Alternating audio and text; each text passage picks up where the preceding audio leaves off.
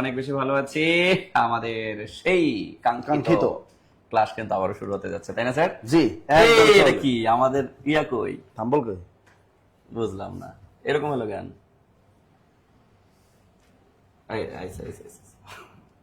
ছয় নম্বরে চলে গেছে। আচ্ছা, আমাদের সেই কাঙ্ক্ষিত ক্লাস কিন্তু আবারও শুরু হতে যাচ্ছে আমার কলিজার ভাই কলিজার বোনেরা। আজকের ক্লাসে কিন্তু আমরা আবারও ধামাক্কা শুরু করতে যাচ্ছি। আজকে কিন্তু আমাদের কত স্যার পর্ব? পর্ব 4। আমরা কি বলেছিলাম? 60 দিনের ফ্রি কোর্স। কোর্স। কত হাজার প্রশ্ন সমাধান? 2000 2000 প্রশ্ন সমাধান, যেখান থেকে কত পার্সেন্ট আরো প্লাস হয়? স্যার স্যার কত পার্সেন্ট প্রশ্ন কমন পাওয়া যায়? 95%। কারণ আপনারা জানেন যে বাজার জব সলিউশন গুলো থেকেই কিন্তু, কারণ আমরা তো ব্যাখ্যা প্লাস বাজারের সকল কোশ্চেন ব্যাংকে গবেষণা করে আরো 2000 প্রশ্ন আপনাদের জন্য সিলেক্টেড করেছি। সো আমার কলিজার ভাই কলিজার বোনেরা, সর্বোচ্চ শেয়ারকারীর মধ্যে থাকলে কিন্তু আমরা আজকে 1200 টাকা প্রাইস মানি মনে আছে আর বই তো আছে, সাথে আবার 2টা ক্যারিয়ার প্লাস বই। সর্বোচ্চ শেয়ারকারী, সর্বোচ্চ মেনশনকারী আমাদের 1200 টাকা প্রাইস মানি পেতে যাচ্ছেন, এবং সর্বোচ্চ শেয়ারকারী মেনশনকারীর মধ্যে 2 জন ক্যারিয়ার প্লাস বই পেতে যাচ্ছেন। তার মানে টাকা প্লাস বই, বই প্লাস টাকা। এই যে 400 টাকা দামের ক্যারিয়ার প্লাস বাংলা বই কিন্তু আপনারা দুজন কিন্তু পাবেন, এটা নিশ্চিত থাকেন। এবং আপনারা কিন্তু 1200 টাকা যে প্রাইস মানি স্যার ঘোষণা করলো, এবং সেটা কিন্তু পাবেন। তবে অবশ্যই শেষ পর্যন্ত ক্লাসটা করতে হবে, এবং শেষ পর্যন্ত ক্লাস করে আরো একটা উপকারিতা আছে, সেটা হলো আজকে ক্লাসের টোটাল পিডিএফটা সবাইকে দিয়ে দেওয়া হবে। তো যারা ক্লাস করবেন তারাই পিডিএফটা পাবেন, যারা ক্লাস করবেন না তারা কিন্তু পিডিএফটা পাবেন। আর ক্লাসটা কিন্তু খুবই খুবই গুরুত্বপূর্ণ, বিশেষ করে যারা আমরা বিশেষ পরীক্ষা দেবো তাদের জন্য কিন্তু গুরুত্বপূর্ণ। কারণ এখানে কিন্তু আজকে সাহিত্য থেকে আছে, এবং ম্যাথের ভিতরে আছে, বিজ্ঞান আছে, ভিতরে দেখলাম আইসিটি প্রশ্ন স্যার কিন্তু রেখেছে এর ভিতরে। সুতরাং ক্লাসটা বিজ্ঞানের প্রশ্ন আছে স্যার। হ্যাঁ, বিজ্ঞানের প্রশ্ন আমি দেখেছি। সুতরাং ক্লাসটা কিন্তু খুব ধামাকা ক্লাস হবে। প্রাইমারি প্রধান শিক্ষক নিয়োগ সামনে আছে, বিশেষ করে 19 তারিখ এবং 20 তারিখ অনেক চাকরি পরীক্ষা আছে, এবং 27 তারিখেও কিন্তু 26 তারিখে এবং 27 তারিখে চাকরিরও কিন্তু ডেট কিন্তু দিয়ে দিয়েছে অনেকগুলো। এগুলো থেকে হুবহু কমন আসবে। 19 তারিখ দেখবেন কর অঞ্চল পরীক্ষা আছে, এই কর অঞ্চল পরীক্ষা দেখবেন এখান থেকে হুবহু কমন পাবেন কিন্তু। এবং খাদ্য উপখাদ্য পরিদর্শক পরীক্ষা আছে এগুলো, এবং স্বাস্থ্য সহকারী যে নিয়োগ পরীক্ষাগুলো আছে সেগুলো কমন পাবেন। এক কথায় 10 থেকে 20তম গ্রেড জব পরীক্ষাগুলো যারা দিবেন সেটা কমন পাবেন। এবং নিবন্ধন পরীক্ষা যারা দিবেন সেখানে নিবন্ধনে আমাদের যে জেনারেল অংশের যে নম্বর 60 নম্বর, সেখানে জেনারেল থেকে এখান থেকে কিন্তু হুবহু দেখবেন একদম কমন পাবেন। আর প্রশ্নগুলো আমরা ব্যাখ্যা সহ পড়াবো। ধরুন একটা প্রশ্নের আলোকে দেখবেন যে আমরা আরো 5টা 7টা 8টা প্রশ্ন আমরা এক্সট্রা আরো লিখে দিই আপনাদেরকে। এটা কিন্তু অনেক ইফেক্টিভ একটা ক্লাস। সুতরাং এই ক্লাসটা কেউ মিস করবে না। আমাদের রুমানা বেগম আছেন, মাহবুব আসলাম আছেন, দেখি শুধু শুধু কমেন্ট করলে হবে না, গুড মর্নিং লিখলে হবে না, গুড নাইট লিখলে হবে না, ঠিক আছে? এখানে কি করতে হবে? শেয়ার করতে হবে। শেয়ার শুধু নিজের আইডিতে করেন না, একটু আপনার ফ্রেন্ডস যারা আছে, মানে বিভিন্ন গ্রুপ আছে না, বিভিন্ন পেজ আছে না, এইসব জায়গায় আপনার কি করবেন? শেয়ার করবেন। আর মেনশন করবেন অনেক, আপনি মেনশন করতে পারেন আপনার প্রিয়জন যত আছে, মনে করেন আপনার এক্স যতগুলো আছে তাদের সবাইকে একটু মেনশন করে দেন, তাদেরকে একটু স্মরণ করা হলো। এক ডিলে দুই পাখি। আপনার শালি টালি থাকলে তাদেরকে একটু মেনশন করেন, শালা থাকলে তাদের একটু মেনশন করেন। হ্যাঁ, এরকম আপনার বউ থাকলে বউরেও মেনশন করেন, আপনার জামাই থাকলে জামাইরেও মেনশন করেন, দেবর থাকলে দেবরেও মেনশন করেন। এক কথায় আপনি এরকম যত মেনশন করবেন, তাহলে কিন্তু মেনশন করলে কিন্তু টাকাও পাওয়া যায়, আর ক্যারিয়ার প্লাস বাংলা বইটা আপডেট নতুন এটাও পাওয়া যায়। সো আমার কলিজার ভাই কলিজার বোনেরা, আমরা কিন্তু বেশি দেরি করব না। সর্বোচ্চ শেয়ার করতে হবে, সর্বোচ্চ মেনশন করতে হবে, সর্বোচ্চ শেয়ারকারী মেনশনকারীর মধ্যে কিন্তু থাকছে গিফট।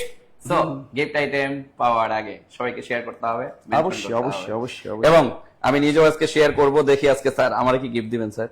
সবাই এক কথা, এখানে তো আর আমার কেউ না, আমি এখানে আমাদের অফিস থেকে কিন্তু কাজগুলো করা হয়, সেখানে যদি আমি আজকে 150-200 শেয়ার করতে চাই, দেখি তার মানুষ পাবে। হ্যাঁ, আমার ফোন থেকে তো টাকা দিব, তাই না?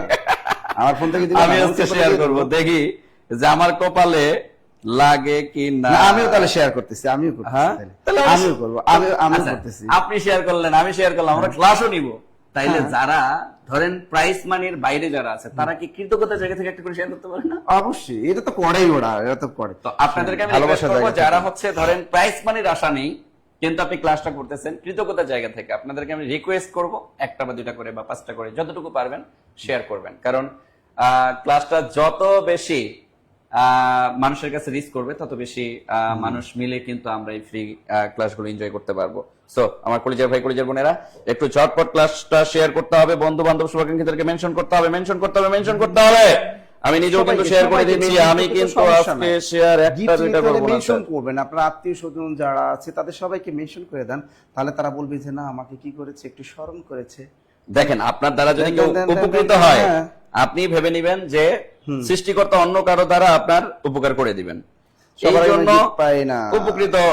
উপকার করতে হবে, প্রত্যেকের মাধ্যমে আমরা উপকৃত হই, এটাই আমরা প্রত্যাশা করি। ওকে, আর আমরা টাকাটা কিন্তু সরাসরি লাইভে দিয়ে থাকি, আমরা সরাসরি একদম লাইভে কিন্তু টাকাটা একদম বিকাশে টুস টুস টুস টুস করে একদম পাঠিয়ে দেয়। আর ক্যারিয়ার প্লাস বইটার নাম ঠিকানা দিতে হয়, তারপর সুন্দর মতো চলে যায় আপনাদের কাছে। আর যাদের কাছে ক্যারিয়ার প্লাস বইটা আছে, বইটা কেমন লাগতেছে পড়তে, এটা একটু কমেন্টের মাধ্যমে জানেন যে বইটা কেমন লাগতেছে আপনাদের কাছে। দেখি আমাদের সাথে সেফায়েত নূর এবং আমাদের সুবর্ণ সিদ্দিক আছেন আমাদের সাথে। কমেন্ট করেন বাংলাদেশের কে কোন জায়গা থেকে অংশগ্রহণ আমাদের করেছে। সাথে। স্যার প্রতিদিন একটা করে শেয়ার করে রাখি। ওরে বেবি, একটা করে শেয়ার করলে টাকাও পাওয়া যাবে না এবং একটা করে শেয়ার করলে বইও পাওয়া যাবে না, হ্যাঁ? শুধু ভালোবাসা পাওয়া যাবে। কি পাওয়া যাবে? ভালোবাসা পাওয়া যাবে। দেখি মুজাহিদ্দিন আছেন, আমাদের জানাতো ফেরদৌস আছে, শরণা সিদ্দিক আছে, সুবর্ণা সিদ্দিক আছে। এবং আপনাদের আর একটা সুখবর দিয়ে দেই, আমাদের কক্সবাজার শাখা আপনাদের দাওয়াত হলো শুক্রবার এবং শনিবার। কক্সবাজার কেউ আছেন? কক্সবাজার যদি কেউ থাকেন একটু কমেন্টে জানাবেন। কক্সবাজারে কেউ যদি আমাদের থাকেন, আগামী কক্সবাজার শাখায় এই যে শুক্রবার দিন, এই 19 তারিখ শুক্রবার দিন আপনাদের সাথে বিকাল 3টা আমার কিন্তু সেমিনার হবে। সবাই কক্সবাজার যারা আছেন 3টায় চলে আসবেন। এবং শনিবারেও কিন্তু কক্সবাজার শাখায় সকাল 10টা এবং বিকাল 3টায় ক্লাস হবে, ফ্রি ক্লাস আপনাদের জন্য, সবার জন্য উন্মুক্ত থাকবে। যারা যদি কেউ ঘুরতেও চান কক্সবাজার, তাহলেও কিন্তু সেখানে গিয়ে ক্লাসে চলে আসবেন, সমস্যা নেই। একদম ক্লাসে চলে আসবেন, হ্যাঁ, টেনশন আর কোনো কারণ স্যার নেই। আমরা ক্লাসটা শুরু করে দেই, ওকে, আমরা ডিলে না করি। এই প্রথম টাকা প্রশ্নই মনে হয় আপনার। ওরে আল্লাহ, দি কাবিলা আইছে বরিশালে। ও মনু তুমি বুঝছো, মনে তুমি বলছো অনেক মইজা কম হই আমনেও কিন্তু হুমতে হইবে, নাইলে কিন্তু এককাল পেড়ার মধ্যে হান্দাই দেবো। কথাটা কয় কেটা? কাবিলা। এটা কয় কেটা? কাবিলা। তাহলে মুক্তিযুদ্ধ ভিত্তিক উপন্যাস কোনটি? চমৎকার একটা প্রশ্ন। এই মুক্তিযুদ্ধ ভিত্তিক উপন্যাস কোনটি? প্রথমে আছে কাবিলের বোন, তার পাশে প্রতিদিন একদিন। আমরা জানি প্রতিদিন একদিন এটা হলো সাইদ আহমেদের একটা বিখ্যাত একটা কি, সাইদ আহমেদের একটা বিখ্যাত কিন্তু নাটক। তাহলে এটা কিন্তু উত্তর হবে না। এটা হলো প্রতিদিন একদিন, মনে রাখেন, এটা কিন্তু পরীক্ষা ধরতে পারে। প্রতিদিন একদিন, এটা হলো সাইদ আহমেদের একটা বিখ্যাত কি, সাইদ আহমেদের একটা বিখ্যাত নাটক। তাহলে এটা তো হবেই না। আর্তনাদের বিবর্ণ, এটাও কিন্তু আমাদের মুক্তিযুদ্ধ ভিত্তিক না, এটা কিন্তু ডক্টর মাজহারুল ইসলামের একটা বিখ্যাত কাব্য। ডক্টর মাজহারুল ইসলাম, ডক্টর মজহারুল ইসলাম, ডক্টর মজহারুল ইসলামের একটা বিখ্যাত একটা কাব্য, এটা আর্তনাদের বিবর্ণ। তাহলে বুঝতেই পারতেছেন কাবিলের বোন, আরো এটা কার? মুক্তিযুদ্ধ ভিত্তিক একটা উপন্যাস। আর এটা রচয়িতা হলো আল মাহমুদ। দ্রুত লিখে রাখেন, আল মাহমুদ। আর মায়াবী পর্দার কবি, এই আল মাহমুদকে বলা হয় কি? মায়াবী পর্দার কবি বলা হয় কাকে? আল মাহমুদকে। তার বিখ্যাত মুক্তিযুদ্ধ ভিত্তিক উপন্যাস কাবিলের বোন। আরো একটা বিখ্যাত উপন্যাস আছে উপমহাদেশ। দ্রুত লেখেন, দ্রুত দ্রুত দ্রুত দ্রুত। চমৎকার প্রশ্নটা কিন্তু খুবই গুরুত্বপূর্ণ, খুবই গুরুত্বপূর্ণ, খুবই গুরুত্বপূর্ণ। হ্যাঁ, কাবিলের বোন, নাফিসা বলছেন কাবিলের বোন, জান্নাতুল ফেরদৌস কাবিলের বোন। Very good. তাহলে আবার ভারতের আবার প্রথম থেকে আমি আবার বলে দিচ্ছি, বলছে নিচের কোটি মুক্তিযুদ্ধ ভিত্তিক উপন্যাস, আপনারা সবাই বলেছেন কাবিলের বোন। তাই এই কাবিলের বোন, এই মুক্তিযুদ্ধ ভিত্তিক উপন্যাসটা রচয়িতাকে আবার কোন চাকরি পরীক্ষা ধরতে পারে, সেটা হলো আল মাহমুদ। আর এই আল মাহমুদের আরো একটা বিখ্যাত মুক্তিযুদ্ধ ভিত্তিক উপন্যাস আছে উপমহাদেশ। এটাও কিন্তু জেনে রাখেন, কারণ এটা বিশেষ পরীক্ষায় একবার কিন্তু এসেছে। এবার আসতে পারে যে আল মাহমুদকে কি বলা হয়? তাকে বলা হয় মায়াবী পর্দার কবি। এবার দেখেন, প্রতিদিন একদিন, এটা বিখ্যাত সাইদ আহমেদের একটা নাটক। এবং আর্তনাদের বিবর্ণ, এটা কি বলেছিলাম? কাব্য। তাই এই বিখ্যাত কাব্যটা কার? ডক্টর মজহারুল ইসলামের একটা বিখ্যাত কাব্য। Clear clear clear. সবাইকে বলে দিয়ে রিয়াকশন ইউজ করতে হবে ক্লাসে, এবং ভালোবাসার স্বরূপ কিন্তু। এবার কি করতে হবে? শেয়ার করলে টেকা পাওয়া যাবে, বই পাওয়া যাবে, এবং মেনশন করলে টেকা পাওয়া যাবে, বই পাওয়া যাবে। ওকে, আমাদের পরের প্রশ্নটা দেখি। আরে আল্লাহ, এটাও আসছে। দেখেন, এখানে একটা চমৎকার একটা প্রশ্ন আসছে, মরসিয়া সাহিত্য। আমরা জানি কারবালার ঐতিহাসিক কাহিনী নিয়ে রচিত সাহিত্য কি বলা হয়? মরসিয়া সাহিত্য। আর এই মরসিয়া শব্দটির উৎপত্তি কোন ভাষা থেকে, এটাও কিন্তু পরীক্ষায় আসে। বাজারে অধিকাংশ গাইড বই দেখবেন এই মরসিয়া শব্দটি লেখা আছে ফার্সি ভাষা থেকে। আবার কিছু কিছু বইয়ে দেওয়া আছে এটা আরবি। মনে রাখবেন, বাংলা একাডেমি আধুনিক বাংলা অভিধানে সুন্দর মতো লেখা আছে মরসিয়া হলো ফার্সি শব্দ। দ্রুত লিখে রাখেন, মরসিয়া কি শব্দ? মরসিয়া ফার্সি মানে ইরান, মরসিয়া হলো ফার্সি শব্দ। আর এর অর্থ হলো শোক প্রকাশ করা। এটা একটা শোক কাব্য। তার মরসিয়া শব্দের অর্থ কি? শোক প্রকাশ করা। তার মরসিয়া সাহিত্য কাকে বলে? কারবালার ঐতিহাসিক কাহিনী নিয়ে রচিত সাহিত্যকে বলা হয় মরসিয়া সাহিত্য। আর বাংলা সাহিত্যের প্রথম মরসিয়া সাহিত্য হলো জয়নবের চৌতিসা। তা বাংলা সাহিত্যের প্রথম মরসিয়া সাহিত্যের নাম কি? জয়নবের চৌতিসা। দ্রুত লিখে রাখেন, চৌতিসা। তা বাংলা সাহিত্যের প্রথম মরসিয়া সাহিত্য হলো জয়নবের চৌতিসা। দেখেন বলছে কোনটি মরসিয়া সাহিত্য। তা মর্সিয়ার সাথে কোনটা? মধুমালতী, চন্দ্রাবতী। আমরা জানি চন্দ্রাবতী বিখ্যাত একটা কাব্য, চন্দ্রাবতী বিখ্যাত একটা কাব্য। তিনি হলেন আরাকান রাজসভার প্রধানমন্ত্রী এবং আরাকান রাজসভার যিনি বিখ্যাত একজন কবি ছিলেন তিনি হলেন কুরেশি মাগন ঠাকুর। তিনি হলেন কুরেশি বংশের জন্মজাত, এই জন্য তাকে বলা হয় কুরেশি মাগন ঠাকুর। অনেক বাজারে গাইডে দেয়া আছে যে আরাকান রাজসভার একমাত্র হিন্দু কবি হলেন কুরেশি মাগন ঠাকুর। এটা হলো ঢাহা মিথ্যা কথা। ঠাকুর ছিল কিন্তু তার উপাধি, বাস্তবে তিনি কিন্তু একজন মুসলমান। তাহলে এই আরাকান রাজসভার প্রধানমন্ত্রী কে ছিলেন? কুরেশি মাগন ঠাকুর। নাম কি? কুরেশি মাগন ঠাকুর। লিখে রাখো, কুরেশি মাগন ঠাকুর। তিনি কিন্তু আরাকান রাজসভার প্রধানমন্ত্রী ছিলেন। তার বিখ্যাত একটা কাব্য আছে চন্দ্রাবতী। এটা কিন্তু পরীক্ষা আসতে পারে, কারণ বিশেষ পরীক্ষা কিন্তু এসেছিল চন্দ্রাবতী কি। এই চন্দ্রাবতী হলো একটা কাব্য।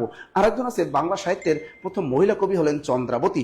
আমরা জানি তার বাড়ি কিন্তু আমাদের কিশোরগঞ্জ, এবং মনসমঙ্গল কাব্যের অন্যতম রচয়িতা দ্বিজ বংশীদাসের একমাত্র কন্যাকে এই চন্দ্রাবতী, সেটাও কিন্তু আছে। ক্লিয়ার? বাংলা সাহিত্যের প্রথম মহিলা কবিকে চন্দ্রাবতী।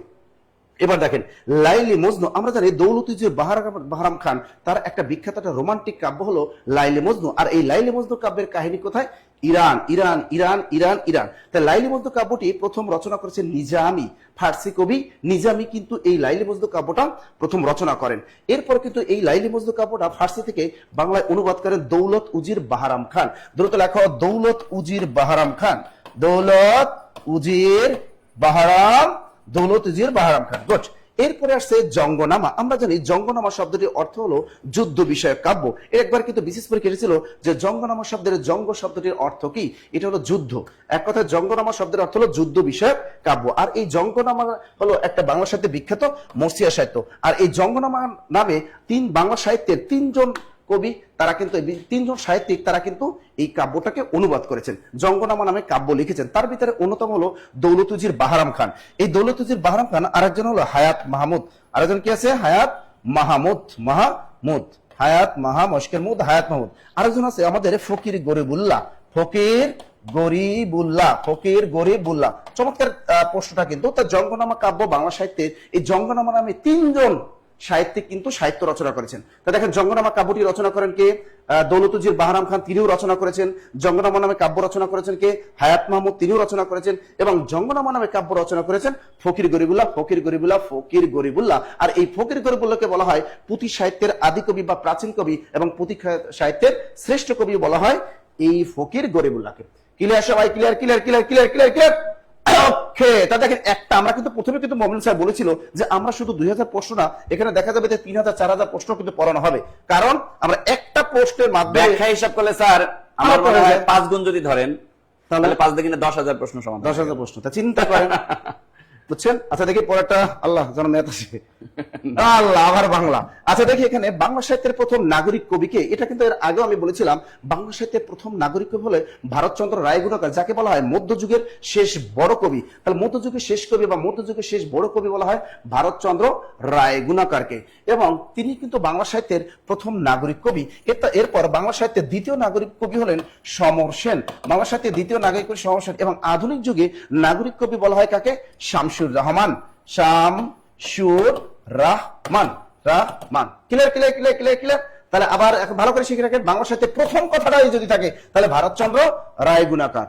এরপর দেখেন বাংলা সাহিত্যের এবার দ্বিতীয় নাগরিক কবি বলা হয় কাকে? সমর সেন। এবং আধুনিক যুগে তৃতীয় বা আধুনিক যুগে নাগরিক কবি বলা হয় শামসুর রহমান।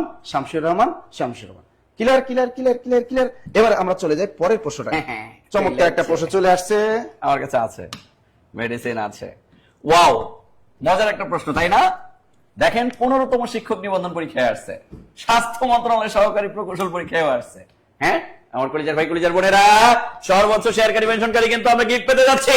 সো সর্বোচ্চ শেয়ার করব, সর্বোচ্চ মেনশন করব, কারণ 1200 টাকার প্রাইস মানির সাথে ক্যারিয়ার প্লাস দুইটি বই কিন্তু গিফট রয়েছে। সর্বোচ্চ শেয়ার করতে হবে, সর্বোচ্চ মেনশন করতে হবে, সর্বোচ্চ শেয়ার করতে হবে, সর্বোচ্চ মেনশন করতে হবে। সো আমরা আমাদের প্রশ্নে চলে আসি। আমার কলিজার ভাই কলিজার বোনেরা, আমাকে যে প্রশ্নটা করা হয়েছে খুবই সিম্পল একটা প্রশ্ন। এই প্রশ্নের উত্তর কি হবে, এটার উত্তর আপনারা একটু চেষ্টা করবেন।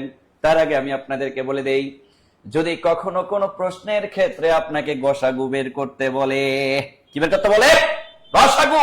শোনেন, একটা ব্যাপার ক্লিয়ার করি।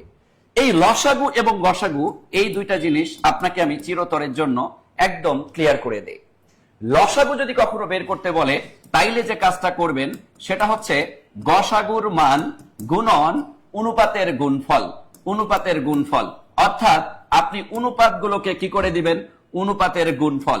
অনুপাতের গুণফল অর্থাৎ অনুপাতের মানগুলোকে গুণ করে দিবেন, তাইলেই দেখবেন আপনার লসাগুর মানটা চলে আসবে।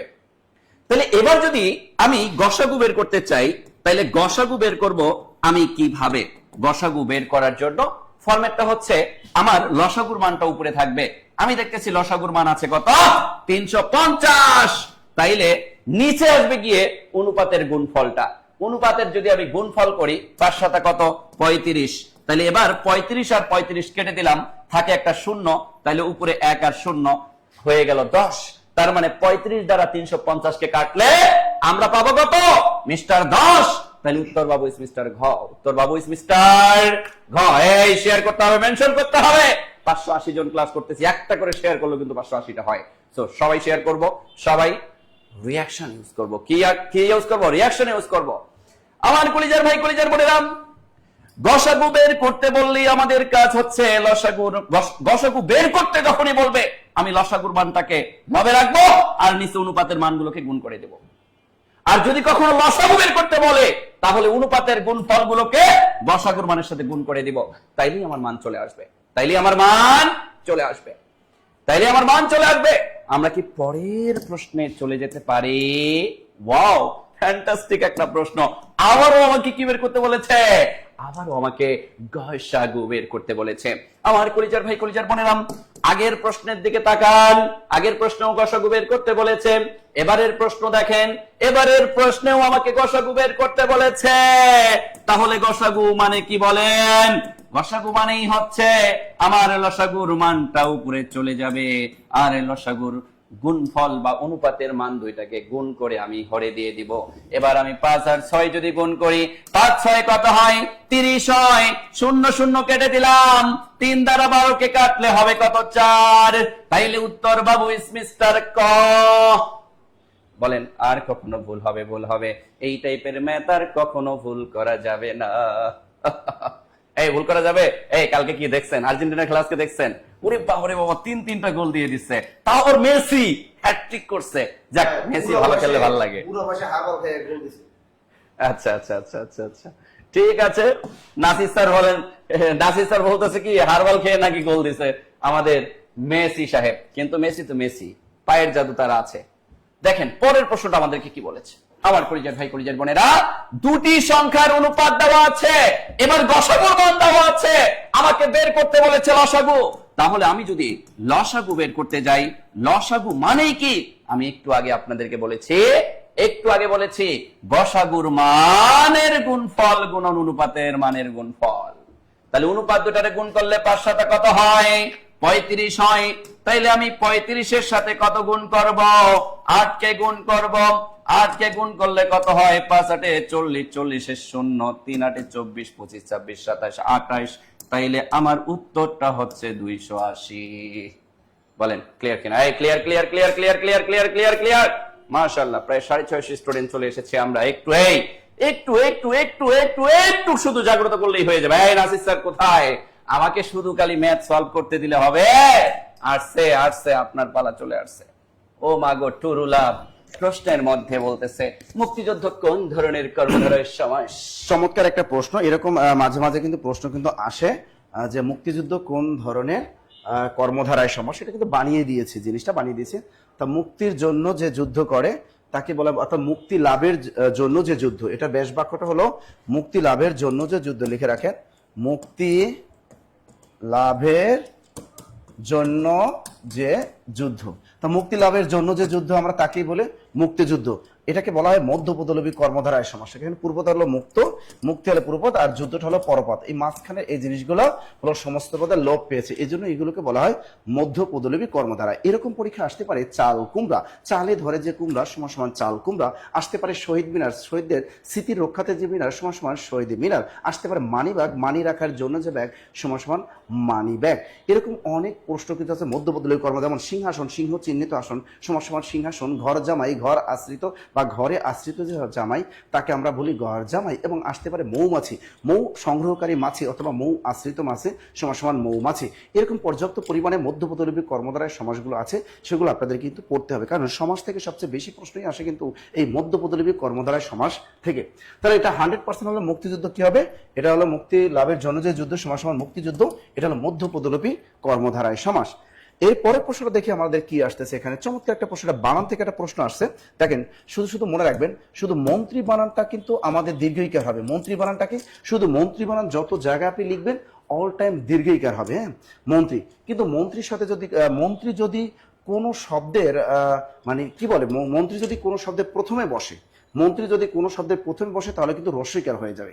তা নিয়মটা কি, মন্ত্রী যদি কোনো শব্দের প্রথমে বসে তাহলে কি হবে, অবশ্যই রস্বইকার হয়ে যাবে। যেমন এখানে আছে একটা পরিষদ, এই পরিষদ কিন্তু একটা শব্দ, এর প্রথমে যদি আমরা মন্ত্রী শব্দটা বসাই অবশ্যই সেই মন্ত্রীটা রস্বইকার হয়ে যাবে। এই যে দেখেন মন্ত্রী পরিষদ, অবশ্যই রস্বইকার। আবার যদি পরীক্ষা আছে মন্ত্রী পর্ষদ, মন্ত্রী বর্গ, এই যে দেখো বর্গ একটা শব্দ, এর প্রথমে যখন আমি মন্ত্রী শব্দটা ব্যবহার করবো রস্বইকার হয়ে যাবে। আবার মন্ত্রী পর্ষদ, পর্ষদ শব্দটা আমরা লিখলাম, প্রথমে যখন মন্ত্রী শব্দটা লিখবো তখন কিন্তু অবশ্যই রস্বইকার হয়ে যাবে। মন্ত্রিত্ব শব্দটাও যখন লিখবো অবশ্যই আমাদের রস্বইকার হয়ে যাবে। তা মন্ত্রিত্ব, মন্ত্রিসভা, আবার সভা, এই সভা হলো একটা শব্দ, প্রথমে যখন মন্ত্রী শব্দটা বসাবো অবশ্যই সেটা রস্বইকার হয়ে যাবে। তাহলে ছোট্ট একটা নিয়ম আমি শিখিয়ে দিলাম, মন্ত্রী বানানটা হলো অল টাইম দীর্ঘইকার হবে, আর এই মন্ত্রী যখন কোনো শব্দের প্রথমে যুক্ত হবে তাহলে অবশ্যই সেটা রস্বইকার হয়ে যাবে। আর মন্ত্রী যদি কোনো শব্দের শেষে বসে তাহলে কিন্তু দীর্ঘইকারই থাকবে, তখন কোনো পরিবর্তন হবে না। যেন আলু মন্ত্রী, বালু মন্ত্রী, যত মন্ত্রী আছে বাংলাদেশের এই সব মন্ত্রী বানানেই কিন্তু দীর্ঘইকার, দীর্ঘইকার, দীর্ঘইকার। তাহলে মন্ত্রী পরিষদ বানান কোনটা, এই যে রস্বইকার, রস্বইকার, রস্বইকার, রস্বইকার। আশা করি সবাই কিন্তু আপনারা পেরেছেন। Thank you, thank you, thank you. দেখি আমাদের পরের প্রশ্নটা কি, চমৎকার একটা প্রশ্ন, চর্যাপদ। আমরা জানি বাংলা সাহিত্যের প্রাচীনতম নিদর্শন বা আদি গ্রন্থ হলো চর্যাপদ, এটা বলা হয় বাংলা সাহিত্যের আদি নিদর্শন বা প্রথম গ্রন্থ। আর মনে রাখবেন যদি অপশনে চর্যাপদ না থাকে তাহলে আপনি টিক দিয়ে আসবেন দোহা কোষ। তাহলে বাংলা সাহিত্যের প্রাচীনতম নিদর্শন হলো চর্যাপদ, অবলিক দিয়ে লিখবেন দোহা কোষ। এটা কিন্তু একবার বিশেষ পরীক্ষায় এসেছিল যে বাংলা সাহিত্যের প্রাচীনতম নিদর্শন কি, সেটা হলো দোহা কোষ। আর আমরা জানি 1907 সালে নেপালের রয়্যাল লাইব্রেরি থেকে মহামহোপাধ্যায় ডক্টর হরপ্রসাদ শাস্ত্রী তিনি কিন্তু 1907 সালে এই বিখ্যাত চর্যাপদ এটা কিন্তু উদ্ধার করেছিলেন। পরবর্তীতে তিনি এগুলো কিন্তু সম্পাদনা করে 1916 সালে কলকাতার বঙ্গীয় সাহিত্য পরিষদ থেকে 1000 বছরের পুরনো বাংলা ভাষায় রচিত বৌদ্ধগান এবং দোহা নামে তিনি কিন্তু এটা প্রথম কিন্তু প্রকাশ করেন। এই চর্যাপদ থেকে একটা প্রশ্ন কিন্তু আপনার যে কোনো পরীক্ষা থাকবে, বিশেষ পরীক্ষা বলেন এবং প্রাইমারি বলে, নিবন্ধন বলে, 10 থেকে 20তম গ্রেড চাকরি পরীক্ষা, সকল চাকরি পরীক্ষায় কিন্তু এই প্রাচীন যুগের সাহিত্য থেকে কিন্তু একটা প্রশ্ন কিন্তু থাকবেই। আর মনে রাখবেন এই চর্যাপদ রচনা করেন কারা, বৌদ্ধ সহজিয়াগণ। মনে রাখবেন এই প্রশ্ন কিন্তু বারবার আসে, চর্যাপদ কারা রচনা করেন, বৌদ্ধ সহজিয়াগণ। আর এই চর্যাপদ রচিত হয় পাল আমলে, এটাও কিন্তু পরীক্ষা আসে, চর্যাপদ কখন রচিত হয়, পাল আমলে। আর যারা চর্যাপদ রচনা করতেন তাদের বলা হতো মহাসিদ্ধ বা সিদ্ধ পুরুষ।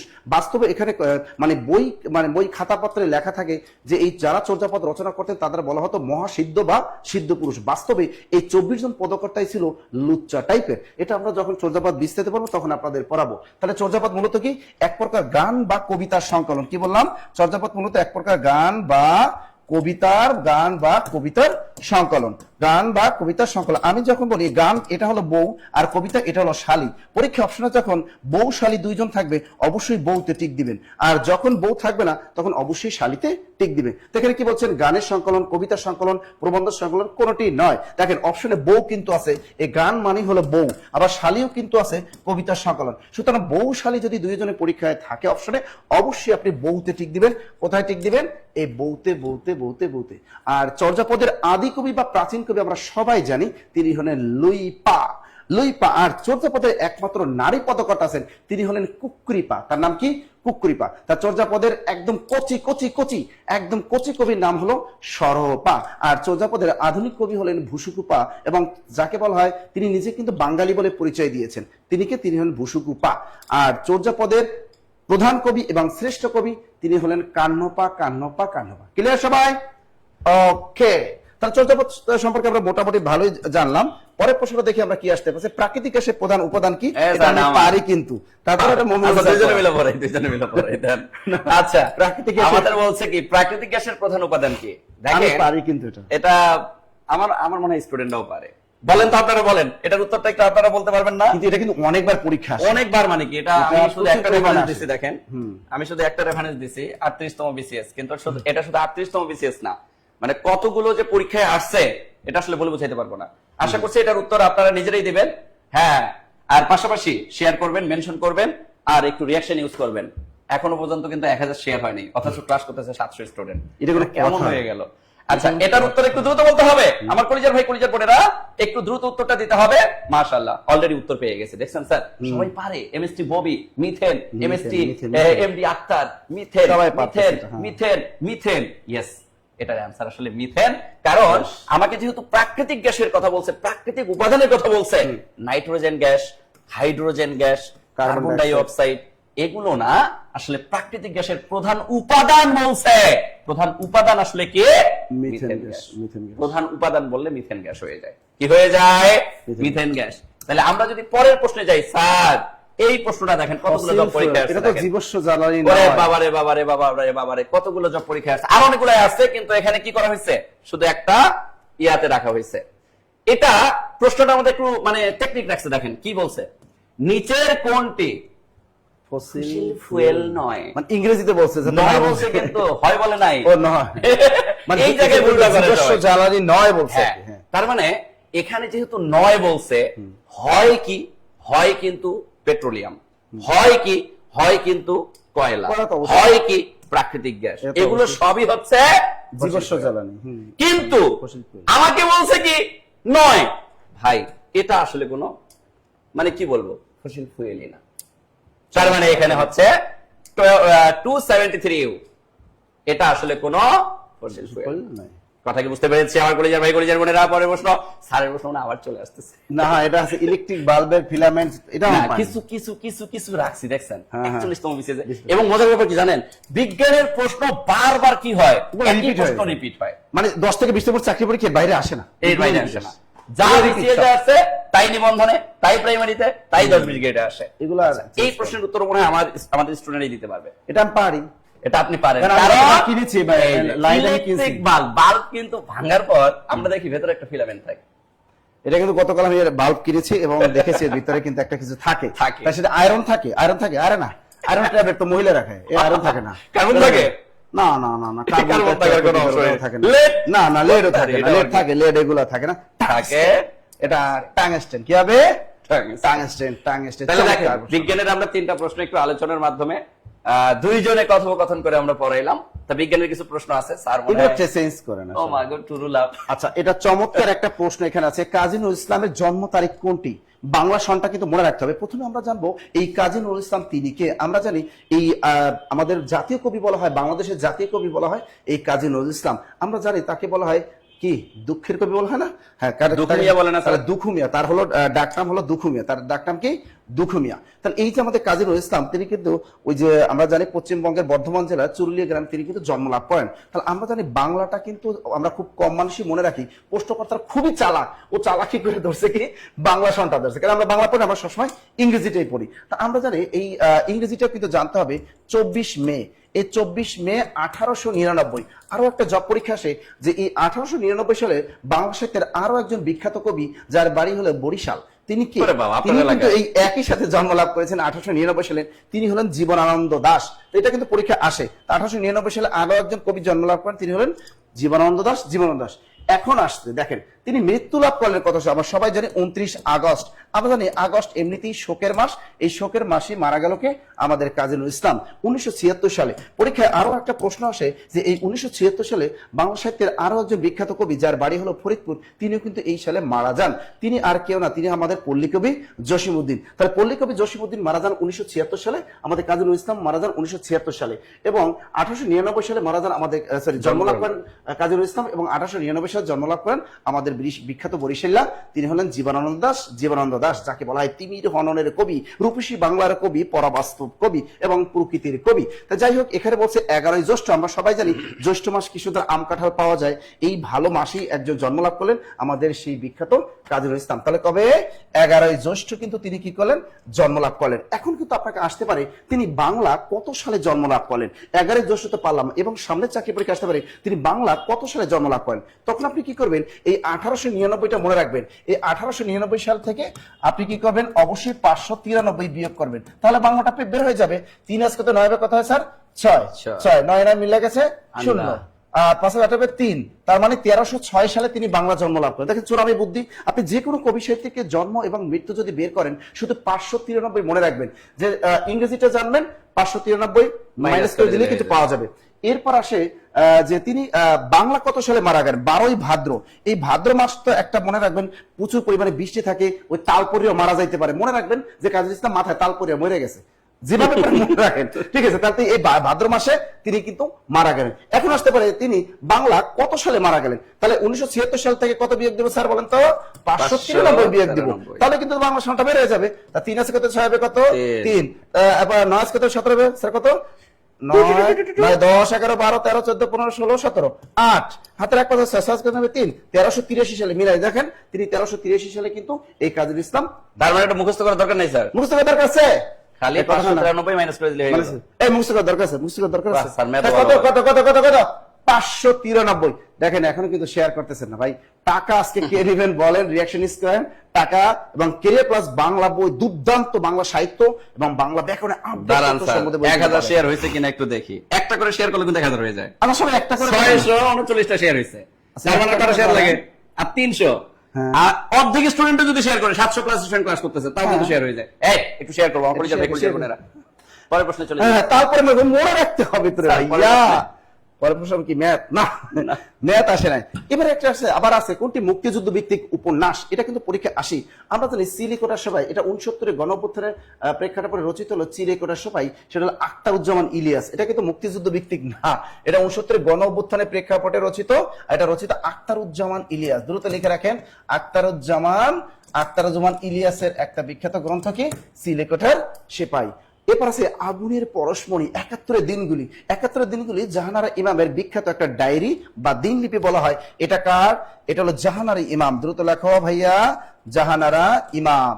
আর যদি বলি 71 ডায়েরি সুফিয়া কামাল, মনে রাখবেন Sufia Kamal all time diary লিখতেন, তা 71 ডায়েরি কার লেখা, সুফিয়া কামাল। 71 দিনগুলি কার লেখা, জাহানারা ইমাম। মনে থাকবে। এটা কিন্তু পরীক্ষা আসে, কিন্তু পায়ের আওয়াজ পাওয়া যায়, বিখ্যাত একটা কাব্য নাট্য। এটা কিন্তু উপন্যাস না, মনে রাখবেন এটা হলো কাব্য নাট্য। আমরা জানি খেলারাম খেলে যার খ্যাত সেই বিখ্যাত লোক, কুড়িগ্রাম সরকারি কলেজের মাঠে যার কবরস্থান আছে, তিনি আর কেন, তিনি আমাদের বা আধুনিক যুগে যাকে বলা হয় সব্যসাচী লেখক, তিনি হলেন কে, সৈয়দ শামসুল হক।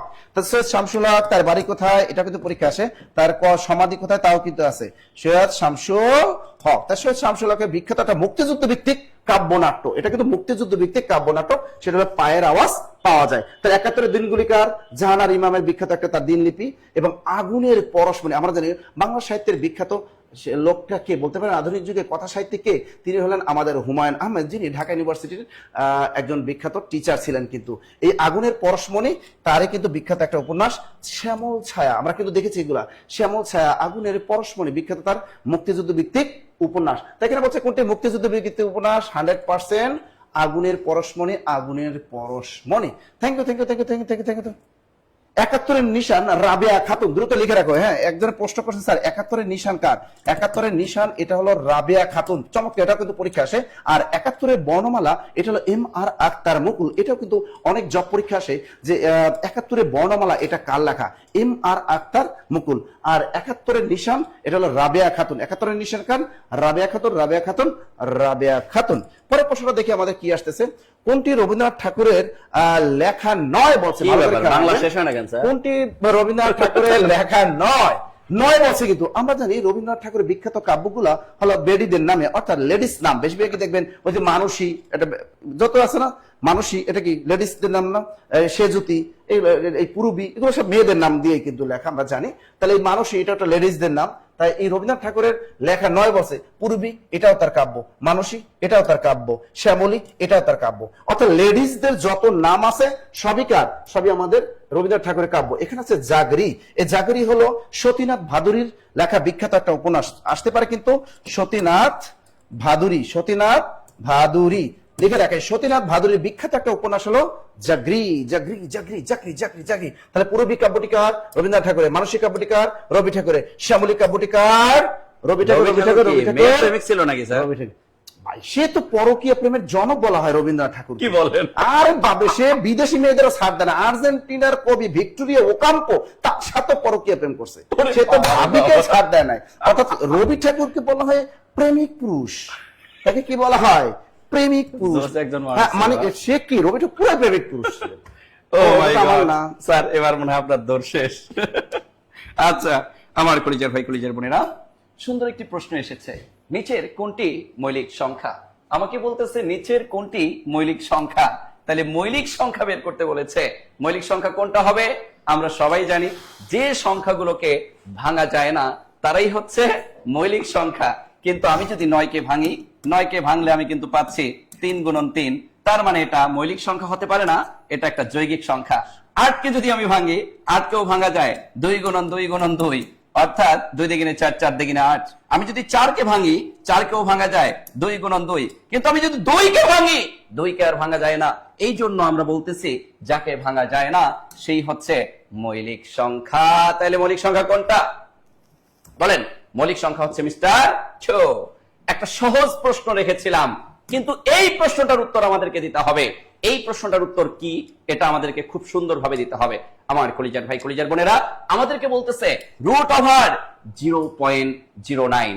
এই প্রশ্নটার উত্তর দেওয়ার আগে আমি যদি আরো এর থেকে বড় করে জিনিসটাকে রাখার চেষ্টা করি, আমি যদি বলতাম 0009 ইকুয়াল হোয়াট, তারপরেও কি আমরা পারতাম কিনা? এই দুইটা প্রশ্নের উত্তরই আমাদেরকে দিতে হবে। দুইটা প্রশ্নের উত্তরই আমাদেরকে দিতে হবে। আমার কলিজার ভাই কলিজার বোনেরা, আপনারা দেখেই বুঝতেছেন যে এই রুট ওভারের কাজ কি। রুট ওভারের কাজ হচ্ছে মানে রুট থাকা মানে কি বর্গমূল করা। তো যদি কোনো কারণে দশমিকের ভেতরে এরকম কোন সংখ্যা দেখেন আর সেটাতে যদি রুট থাকে, তাহলে আমাদের কাজ কি? দশমিকের পরে যতগুলো সংখ্যা থাকবে তার অর্ধেক হয়ে যাবে পূর্ণ সংখ্যার ক্ষেত্রে, অর্থাৎ রুট উঠানোর ক্ষেত্রে। দশমিক থাকবে, পূর্ণ সংখ্যা আসবে না, কিন্তু দশমিকের পরে ঠিক যতগুলো সংখ্যা থাকবে তার অর্ধেক হয়ে যাবে। তার মানে এটার ক্ষেত্রে যদি আমরা মান বের করতে যাইতাম, তাইলে এখানে 1, 2, 3, 4টা সংখ্যা থাকার কারণে হয়ে যেত আমার 2টা শূন্য, বা মানে এখানে এক কথায় 4-এর অর্ধেক কত? 2, তার মানে 03 হয়ে যাইতো, কারণ 9-এর বর্গমূল হচ্ছে 3। তার মানে এই জায়গায় গিয়ে আমার 03 হইতো আর এই দশমিকটা গিয়ে সামনে আসতো, তার মানে 0.03 হইতো। কিন্তু এই জায়গায় আসেন, এই জায়গায় দশমিকের পরে আছেই মাত্র কয়টা মান? 2টা। তাইলে দশমিকের পরে পাবো কয়টা? 1টা, কারণ দশমিকের পরে যত ঘর থাকে তার অর্ধেক হয়। তাইলে এখানে 0.3 আছে কোথায়? 0.3 আছে আমাদের মিস্টার খতে। তাইলে উত্তর হবে খরগোশ। যদি কোনো কারণে এই সংখ্যাটা এভাবে থাকতো √0.00012345 বা এখানে আমি ভিন্ন একটা সংখ্যা দিতে পারি, এখানে আমি 4 দিলাম, তাহলে উত্তরটা কত হবে বলেন তো? উত্তর হবে 1, 2, 3, 4, 5, 6টা হওয়ার কারণে 0.1, 2, 3, অর্থাৎ দশমিকের পরে 3 ঘর, আর 4-এর বর্গমূল 2, তাহলে 0.002। তাহলে এইভাবে এই প্রশ্নগুলোর উত্তর কিন্তু আমাদেরকে ঝয়কারে ঝকঝকা ফয়কার ফকফকা আকারে দিয়ে দিতে হবে।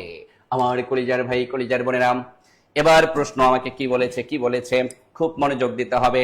যখনই শতকরায় প্রকাশ করতে বলে, শতকরায় প্রকাশ মানে কি আমরা খুব সুন্দরভাবে জানি। এখানে 4/5 আছে রে আমার কলিজার ভাই কলিজার বোনেরা। শতকরা মানেই হচ্ছে 100, আর 100 এই শতকরা যখনই উল্লেখ থাকবে গুণ 100 হয়ে যাবে। শতকরা উল্লেখ থাকলেই গুণ 100, শতকরা উল্লেখ থাকলেই গুণ 100। তাইলে আমার কাজ কি? আমার কাজ 5 একে 5, 5 20 100, 4 20 80। তাইলে উত্তর হবে 80%। উত্তর কি হবে? 80%। উত্তর কি হবে? 80%, 80%, 80%। বলেন ক্লিয়ার কিনা? ক্লিয়ার কিনা? ক্লিয়ার কিনা? এই স্যার কোথায়? স্যারের মনে হয় প্রশ্ন চলে আইছে গো, বাংলা প্রশ্ন চলে আইছে, আবার উপন্যাস। এত উপন্যাস রাখছেন আজকে স্যার? না, এর কারণ হলো একটাই যে লিটারেচার আপনি দেখবেন যে অনলাইনে অভাব নাই, খালি সমাস পড়ায়, কারক পড়ায়, প্রত্যয় পড়ায়, বিভক্তি পড়ায়, মানে এইটা ভালো লাগে, মানে সবাই ব্যাকরণ খুব ভালো পাবে। ইংরেজিতেও দেখেছি যে যত অনলাইনে টিচার আছে সব ব্যাকরণ পড়ায়, ওই যে ছোটবেলা থেকে পড়াচ্ছে, কিন্তু লিটারেচার ইংরেজি ক্লাস পড়ানোর মতো টিচার খুবই কম, এই জন্য কিন্তু কট খাওয়া লাগে। একটু ইন্টারাপ্ট করি, বলেন স্যার। 946টা শেয়ার, আর কয়টা লাগে? আর মাত্র 50-60টা, 54টা লাগে। শুনেন, একটা করে শেয়ার করেন, আধাটা করে শেয়ার করেন, তাইলে হয়ে যাবে। আর রিঅ্যাকশন ইউজ করতেছেন না আপনারা, 700 ক্লাস করতেছেন, একটা করে রিঅ্যাকশন করলে তো 700 হয়, রিঅ্যাকশন মাত্র 852টা এতক্ষণ ধরে। কি ব্যাপার? রিঅ্যাকশন ইউজ করতে হবে স্যার। সবাই সবাই সবাই একটু একটু একটু শেয়ার, অল্প কটা শেয়ার লাগে তাহলে কিন্তু হয়ে যায় 1000 শেয়ার। তাহলে আমি এটাই যে বলেছিলাম, আর লিটারেচার ক্লাস যেমন বাংলা সাহিত্যের ক্লাসগুলো কিন্তু কম হয়, যে কারণে স্টুডেন্টরা বিভিন্ন চাকরি পরীক্ষা দিতে গিয়ে এই লিটারেচারের ইংরেজিতেও অনেক কট খেয়ে যায়, বাংলাতেও কট খেয়ে যায়, যে কারণে আমি কিন্তু লিটারেচারগুলো ফাঁকে ফাঁকে আপনাদেরকে একটু পড়িয়ে দিচ্ছি। কারণ অনেকে তো আর টাকা দিয়ে পড়া সৌভাগ্য হয় না। আমাদের পেইড বেজে যারা বিশেষ ক্লাসে আমার ক্লাসগুলো করেন, বা পেইড বেজে যারা 10 থেকে 20 মিনিটের ক্লাসগুলো করেন নিবন্ধন প্রাইমারি, তারা দেখেন যে আমি কতটা বিস্তারিত আপনাদের লিটারেচারগুলো পড়িয়ে থাকি। একটু কমেন্ট করেন তো পেইড ব্যাচের স্টুডেন্ট আমাদের ক্লাসগুলো কেমন হয়। স্টুডেন্ট কারা কারা আছেন একটু কমেন্টে জানান যে Comment করেন, আমাদের আমাদের ক্লাসগুলো paid batch এর কেমন ক্লাসগুলো হয়, কেমন হয়? আমাদের পেইড বেজে ক্লাসগুলো কেমন হয় একটু কমেন্টের মাধ্যমে জানান। এখানে বলছে কোনটি মুক্তিযুদ্ধ ভিত্তিক উপন্যাস, চমৎকার একটা প্রশ্ন। এই প্রশ্ন আছে ক্ষুধা ও আশা। আমরা জানি ক্ষুধা ও আশা বিখ্যাত একটা উপন্যাস, এটা আলাউদ্দিন আল আজাদ, এটা একটা উপন্যাস, তবে মুক্তিযুদ্ধ ভিত্তিক না।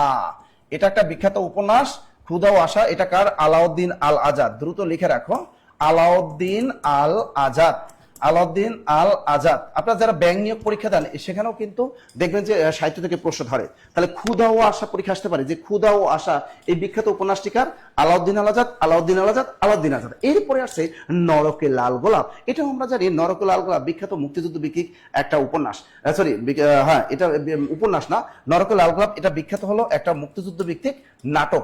এবার এটাও কিন্তু আলাউদ্দিন আল আজাদ। তা দ্রুত লিখে রাখেন যে নরকে লাল গোলাপ এই বিখ্যাত মুক্তিযুদ্ধ ভিত্তিক নাটকটা রচয়িতা হলো আলাউদ্দিন আল আজাদ, এবং ক্ষুধা ও আশা এই বিখ্যাত উপন্যাসটা রচয়িতা হলো আলাউদ্দিন আল আজাদ, তবে এটা মুক্তিযুদ্ধ ভিত্তিক নয়। এবার আসছে নির্জন মেঘ। এই নির্জন মেঘ নামে একটা উপন্যাস লিখেছেন আমাদের হুমায়ুন কাদির। এটা নির্জন মেঘ, এটা কে লিখেছেন? হুমায়ুন কাদির, হুমায়ুন কাদির। লিখে রাখেন আসতে পারে হুমায়ুন কাদির। তো হুমায়ুন কাদির তিনি কিন্তু একটা উপন্যাস লিখেছেন নির্জন মেঘ, সেটা কিন্তু মুক্তিযুদ্ধ ভিত্তিক না। এরপর আসছে দুই সৈনিক। বুঝতেই পারতেছেন এটা বিখ্যাত শওকত ওসমানের একটা বিখ্যাত মুক্তিযুদ্ধ ভিত্তিক উপন্যাস। আমাদের জানি বাংলা সাহিত্যে মুক্তিযুদ্ধ ভিত্তিক উপন্যাস রচয়িতার মধ্যে অন্যতম একজন হলেন আমাদের এই শওকত ওসমান, এবং তিনি কিন্তু রচনা করেছিলেন জাহান্নাম হতে বিদায়।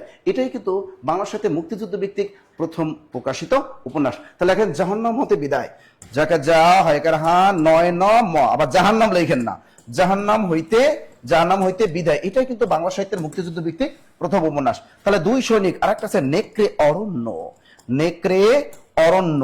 এই নেকড়ে অরণ্য এটাও কিন্তু চমৎকার একটা মুক্তিযুদ্ধ ভিত্তিক উপন্যাস। দ্রুত লাগিয়ে শেয়ার করছেন সবাই, খাই লাভ রিয়াকশন দিলে হবে, একটু শেয়ার করেন। আলহামদুলিল্লাহ খুব ভালো। এই যে গুড, এই যে যারা আমাদের পেইড বেজ স্টুডেন্ট আছে তারা কিন্তু লিখতেছে। তাহলে আমরা এখান থেকে কি কি শিখতে পেলাম?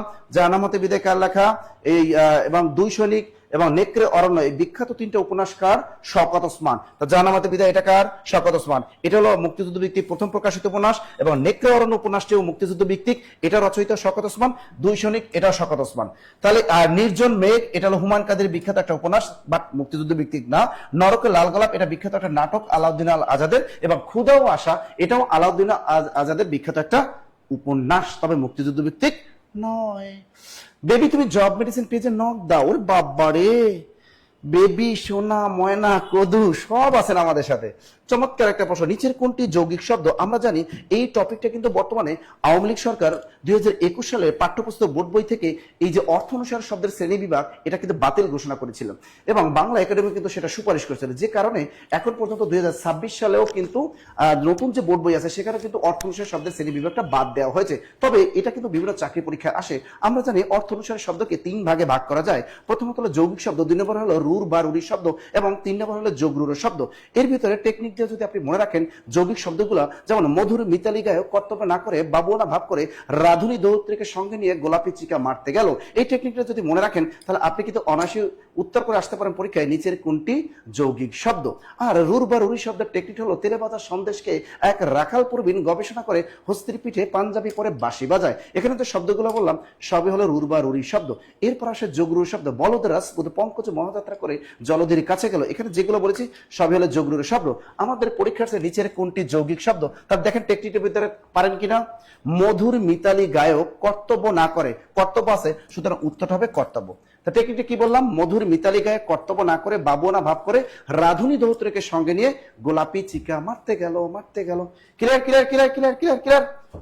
ওকে, পরের প্রশ্ন যদি আমরা দেখি, পরের প্রশ্নটা কি আছে দেখি সকর্মক ক্রিয়া। এখানে একটা আছে সকর্মক ক্রিয়া। সকর্মক অর্থাৎ যে সকর্মক মানে কি? এটা মনে রাখবেন, অবজেক্ট। অবজেক্টকে আমরা বাংলায় বলি কি কর্ম, ইংরেজিতে আমরা অবজেক্ট কিভাবে বের করি? ভার্বকে কি বা কাকে দিয়ে প্রশ্ন করলে যদি উত্তর পাওয়া যায় তাহলে সেটি অবজেক্ট বা কর্ম। তা এখানে বলছে নিচের কোনটি সকর্মক ক্রিয়ার উদাহরণ। তা সকর্মক ক্রিয়া কোনটা? যে ক্রিয়ার একটি মাত্র অবজেক্ট থাকে। তা যে ক্রিয়া একটি মাত্র অবজেক্ট বা কর্ম থাকে তাকে বলে সকর্মক ক্রিয়া। আর অকর্মক ক্রিয়া হলো যে ক্রিয়ার একটাও কোনো অবজেক্ট বা কর্ম থাকবে না, সেটাকে বলে অকর্মক ক্রিয়া। আর দ্বিকর্মক ক্রিয়া হলো যে ক্রিয়ার দুটি অবজেক্ট বা কর্ম থাকে তাকে বলা হয় দ্বিকর্মক ক্রিয়া। তাহলে এখানে এই তিনটা বিষয় যদি জানেন তাহলে কিন্তু এই জিনিসটা আপনি পরীক্ষায় উত্তর করতে পারবেন। তাহলে এখানে বলছে নিচের কোনটি সকর্মক ক্রিয়া, তার মানে এই বাক্যের ভিতর থেকে আপনাকে ক্রিয়াটাকে কি বা কাকে দিয়ে প্রশ্ন করতে হবে। অবশ্যই কি দিয়ে করতে পারবে, কি অথবা কাকে দিয়ে ভাবটাকে আপনি কি করবেন, প্রশ্ন করবেন। দেখেন আমি যদি বলি সাপ নিচ থেকে যদি শুরু করি সাপুরে সাপ খেলায়, এটা কিন্তু আমরা জানি প্রযোজক ক্রিয়া। এখানে খেলা কিন্তু প্রযোজক ক্রিয়া, এটাকে বলে প্রযোজক, এটাকে বলা হয় প্রযোজক ক্রিয়া। কেন প্রযোজক ক্রিয়া? এখানে দুইটা সাবজেক্ট, একটা হচ্ছে সাপুরে একটা সাপ। আর প্রযোজক ক্রিয়া হলো দেখবেন যে প্রথমে যে দুইটা সাবজেক্ট থাকে, প্রথম সাবজেক্টটা কিছুই করে না, জাস্ট দিক নির্দেশনা করে, এই জন্য তাকে বলা হয় প্রযোজক কর্তা। এবং মূল ক্রিয়ার কাজটা যিনি করেন তিনি হলেন প্রযোজ্য কর্তা। যেমন আমরা ছোটবেলা থেকে পড়েছি মা শিশুকে চাঁদ দেখায়, এখানে মা মূলত কিছুই করে না, জাস্ট দেখিয়ে দিচ্ছে। সুতরাং মা এখানে প্রযোজক কর্তা এবং সে চাঁদ দেখার কাজটা মূলত শিশুই করে, সুতরাং ওই শিশুটা হলো প্রযোজ্য কর্তা। আর এক্ষেত্রে যে ক্রিয়াটা থাকবে সেটাকে বলে প্রযোজক ক্রিয়া। সুতরাং এখানে এটা কিন্তু সকর্মক ক্রিয়ার উদাহরণ হতে পারে না। আমি রাতে খাবো না, চমৎকার একটা প্রশ্ন। এখানে ভার্ব কোনটা? খাবো না, এটা হলো ভার্ব বা ক্রিয়া। আপনি প্রশ্ন করেন কি খাবো না, কাকে খাবো না, আসে উত্তর কিন্তু আসে না। কি খাবো না? নাই। কাকে খাবো না? নাই। সুতরাং এই বাক্যটা হলো অকর্মক ক্রিয়ার উদাহরণ। পরের প্রশ্নটা আছে ছেলেটা কানে শোনে না, এই বাক্যে ভার্ব হলো শোনে না। আপনি যদি এটাকে প্রশ্ন করেন কি শোনে না, উত্তর কিন্তু আসে না, কারণ কান দিয়েই তো শোনা, এটা একটা কান তো একটা যন্ত্র, ও এখানেও কিন্তু অবজেক্ট নাই। কি শোনে না, উত্তর আসতেছে না। কাকে শোনে না, উত্তর আসতে না। সুতরাং এটাও কিন্তু অকর্মক ক্রিয়ার উদাহরণ, এটাও কিন্তু অকর্মক ক্রিয়ার উদাহরণ। পরে আসে শোনে, এটা হলো এইখানে ভার্ব। এখন আপনি প্রশ্ন করেন কি শোনে, কথা শোনে। কি শোনে, কথা শোনে। পেয়ে গেছি আমরা অবজেক্ট। সুতরাং এইটাই হলো আমি বলেছি যে ভার্বের একটা মাত্র অবজেক্ট থাকবে সেটাই হলো সকর্মক ক্রিয়া। তাই এখানে দেখেন কি শোনে, কথা শোনে। কাকে শোনে, নাই। সুতরাং উত্তরটা হবে এইটা। স্যার একটু দ্বিকর্মক ক্রিয়াটা বলে দিই। যে ক্রিয়ার দুটি অবজেক্ট থাকে তাকে বলে দ্বিকর্মক ক্রিয়া। যেমন মেয়েটি আমাকে একটি গোলাপ দিয়েছে, কি বললাম? মেয়েটি মেয়েটি আমাকে একটি কি দিয়েছে, একটি গোলাপ দিয়েছে। দেখেন মেয়েটি আমাকে একটি গোলাপ দিয়েছে। দেখো এখানে ভার্ব কোনটা? দিয়েছে, এটা হলো ভার্ব বা ক্রিয়া। প্রশ্ন করো কি দিয়েছে? গোলাপ দিয়েছে। কাকে দিয়েছে? আমাকে দিয়েছে। এই বাক্যে দুটো অবজেক্ট আছে। এরকম আসতে পারে বাবা আমাকে একটি কলম কিনে দিয়েছে। কি কিনে দিয়েছেন? কলম কিনে দিয়েছেন। কাকে কিনে দিয়েছেন? আমাকে কিনে দিয়েছেন। সুতরাং যে ভার্বের দুটো অবজেক্ট বা কর্ম থাকবে তাকে বলবে দ্বিকর্মক ক্রিয়া। ক্লিয়ার? এখন দেখেন এখানে যে অবজেক্ট হলো দুইটা, গোলাপ, এই গোলাপটা যেটা বস্তুবাচক সেটাকে বলা হয় মুখ্য কর্ম, এটাকে বলা হবে কি? মুখ্য কর্ম। আর যেটা ব্যক্তিবাচক থাকবে সেটাকে বলা হবে গৌণ কর্ম, গৌণ কর্ম। আশা করি এটা clear. Clear clear clear clear clear clear clear তো দেখছেন চমৎকার। দেখেন যে এই জিনিসটার ভিতরে আপনি কিন্তু জানতে পারলেন সকর্মক ক্রিয়া কি, অকর্মক ক্রিয়া কি, দ্বিকর্মক ক্রিয়া কি এবং প্রযোজক ক্রিয়া কি। আর কত জানবেন। Clear clear clear clear clear. দেখি পরের প্রশ্নটা কি আসতেছে। কোন মাধ্যমে, না এটা আমার না, কিন্তু আপনি পারবেন না। আমার কলিজার ভাই কলিজার বোনেরা আমাকে কি প্রশ্ন করেছে? 22 নম্বর প্রশ্নটা আমরা নরমালি সবাই পারারই কথা, কারণ আমাদেরকে প্রশ্ন করেছে কোন মাধ্যমে শব্দের গতি সবচেয়ে কম। কোন মাধ্যমে শব্দের গতি সবচেয়ে কম? আমাকে কিন্তু সবচেয়ে বেশি বলে নাই, সবচেয়ে কম বলেছে। আমার কলিজার ভাই কলিজার বোনেরা এই জায়গায় একটা জিনিস মাথায় রাখবো, যখন কঠিন পদার্থ দিয়ে বা কঠিন মাধ্যম দিয়ে বা কঠিন পদার্থ দিয়ে যদি আপনি কোনো কারণে শব্দের গতি চিন্তা করেন তাহলে কিন্তু আপনি কমের জায়গায় সবচেয়ে বেশি পাবেন। আর যদি সবচেয়ে কম কথাটা উচ্চারণ করে তাহলে কঠিনের বিপরীত কি? কঠিনের বিপরীত কি তরল না? তরলের মধ্যেও তো একটু ঘনত্ব আছে। এর থেকেও কি, এর থেকেও এই যে বাতাসের কথা আমরা যদি বাতাসকে চিন্তা করি তাহলে এই বাতাস হচ্ছে বা এই বায়বীয় পদার্থ হচ্ছে আমাদের শব্দের গতির মানে আপনাকে যদি বলা হয় কোন মাধ্যমে শব্দের গতি সবচেয়ে কম, তাহলে আপনাকে বলতে হবে কি? বায়বীয় পদার্থে। কোথায়? বায়বীয় পদার্থে, বায়বীয় পদার্থে, বায়বীয় পদার্থে, বায়বীয় পদার্থে। তাইলে শূন্যতায় এটাও হবে না, কঠিন পদার্থে এটাতে সব শব্দের গতি সবচেয়ে বেশি হয়, তরল পদার্থে এর থেকে একটু কম, কিন্তু বায়বীয় পদার্থে শব্দের গতি সবচেয়ে কম, সবচেয়ে কম। তাহলে উত্তর হবে কি? উত্তর হবে বায়বীয়। পরের প্রশ্নটা আমাদেরকে কি বলেছে? 23 নাম্বার প্রশ্নটা দেখেন, 40তম বিসিএস পরীক্ষায় এসেছে আমার কলিজার ভাই কলিজার বোনেরা। আমাকে কি বলেছে একটু ভালো করে প্রশ্নটা পড়তে হবে। প্রশ্ন পড়লে প্রশ্নের সাথেই উত্তরটা কিন্তু একদম ফ্রি ছিল। 40তম বিছিয়ে যে এত সহজ একটা প্রশ্ন দিবে আমি নিজেও কখনো কল্পনা করি নাই রে আমার কলিজার ভাই কলিজার বোন। আমাকে বলেই দিচ্ছে বিদ্যুৎ শক্তিকে শব্দ শক্তিতে রূপান্তরিত করা হয় কোন যন্ত্রের মাধ্যমে, কি শক্তিতে। এখানে কিন্তু আমাকে বলেই দিয়েছে আমার কলিজার ভাই কলিজার বোনেরা যে বিদ্যুৎ শক্তিকে শব্দ শক্তিতে রূপান্তর। শব্দ কিভাবে তৈরি হয়? অ্যাম্পলিফায়ার দিয়ে কি কোনো শব্দ তৈরি করা সম্ভব? No no no no no no. Generator দিয়েও না, মাল্টিমিটার দিয়েও না, কিন্তু লাউড স্পিকারের মাধ্যমে বিদ্যুৎ শক্তিকে শব্দ শক্তিতে রূপান্তর করা সম্ভব। তাইলে উত্তর বাবু ইস মিস্টার লাউড স্পিকার। কে? Loud speaker. কে? Loud speaker. উত্তর কি হবে? Loud speaker. বলেন বলেন বলেন বলেন বলেন বলেন, ক্লিয়ার কিনা?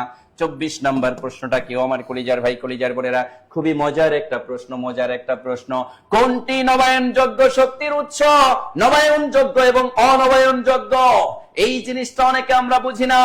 একটু ভালো করে যদি আমরা বোঝার চেষ্টা করি তাইলে আমরা সারা জীবনের জন্য এই জায়গা থেকে প্রশ্ন আসলে আর ভুল করব না। কারণ নবায়নযোগ্য অনবায়নযোগ্য প্রশ্ন থেকে এখন পর্যন্ত বিসিএ যে প্রশ্ন এসেছে প্রায় 10 থেকে 12টি, আর বিভিন্ন পরীক্ষা তো আসেই। তাহলে এই প্রশ্নের উত্তর কি হবে? এই স্যার আমি কি আটকে গেছি নাকি? মাঝে মধ্যে একটু শোনেন, এন্টারটেইনমেন্ট ছাড়া কখনো ক্লাসে মনোযোগ ধরে রাখা সম্ভব না। আর জব মেডিসিন মানেই আপনাকে এন্টারটেইনমেন্ট দিবে, আপনাকে জাগ্রত রাখবে, আপনার মুভমেন্টটাকে চেঞ্জ করবে।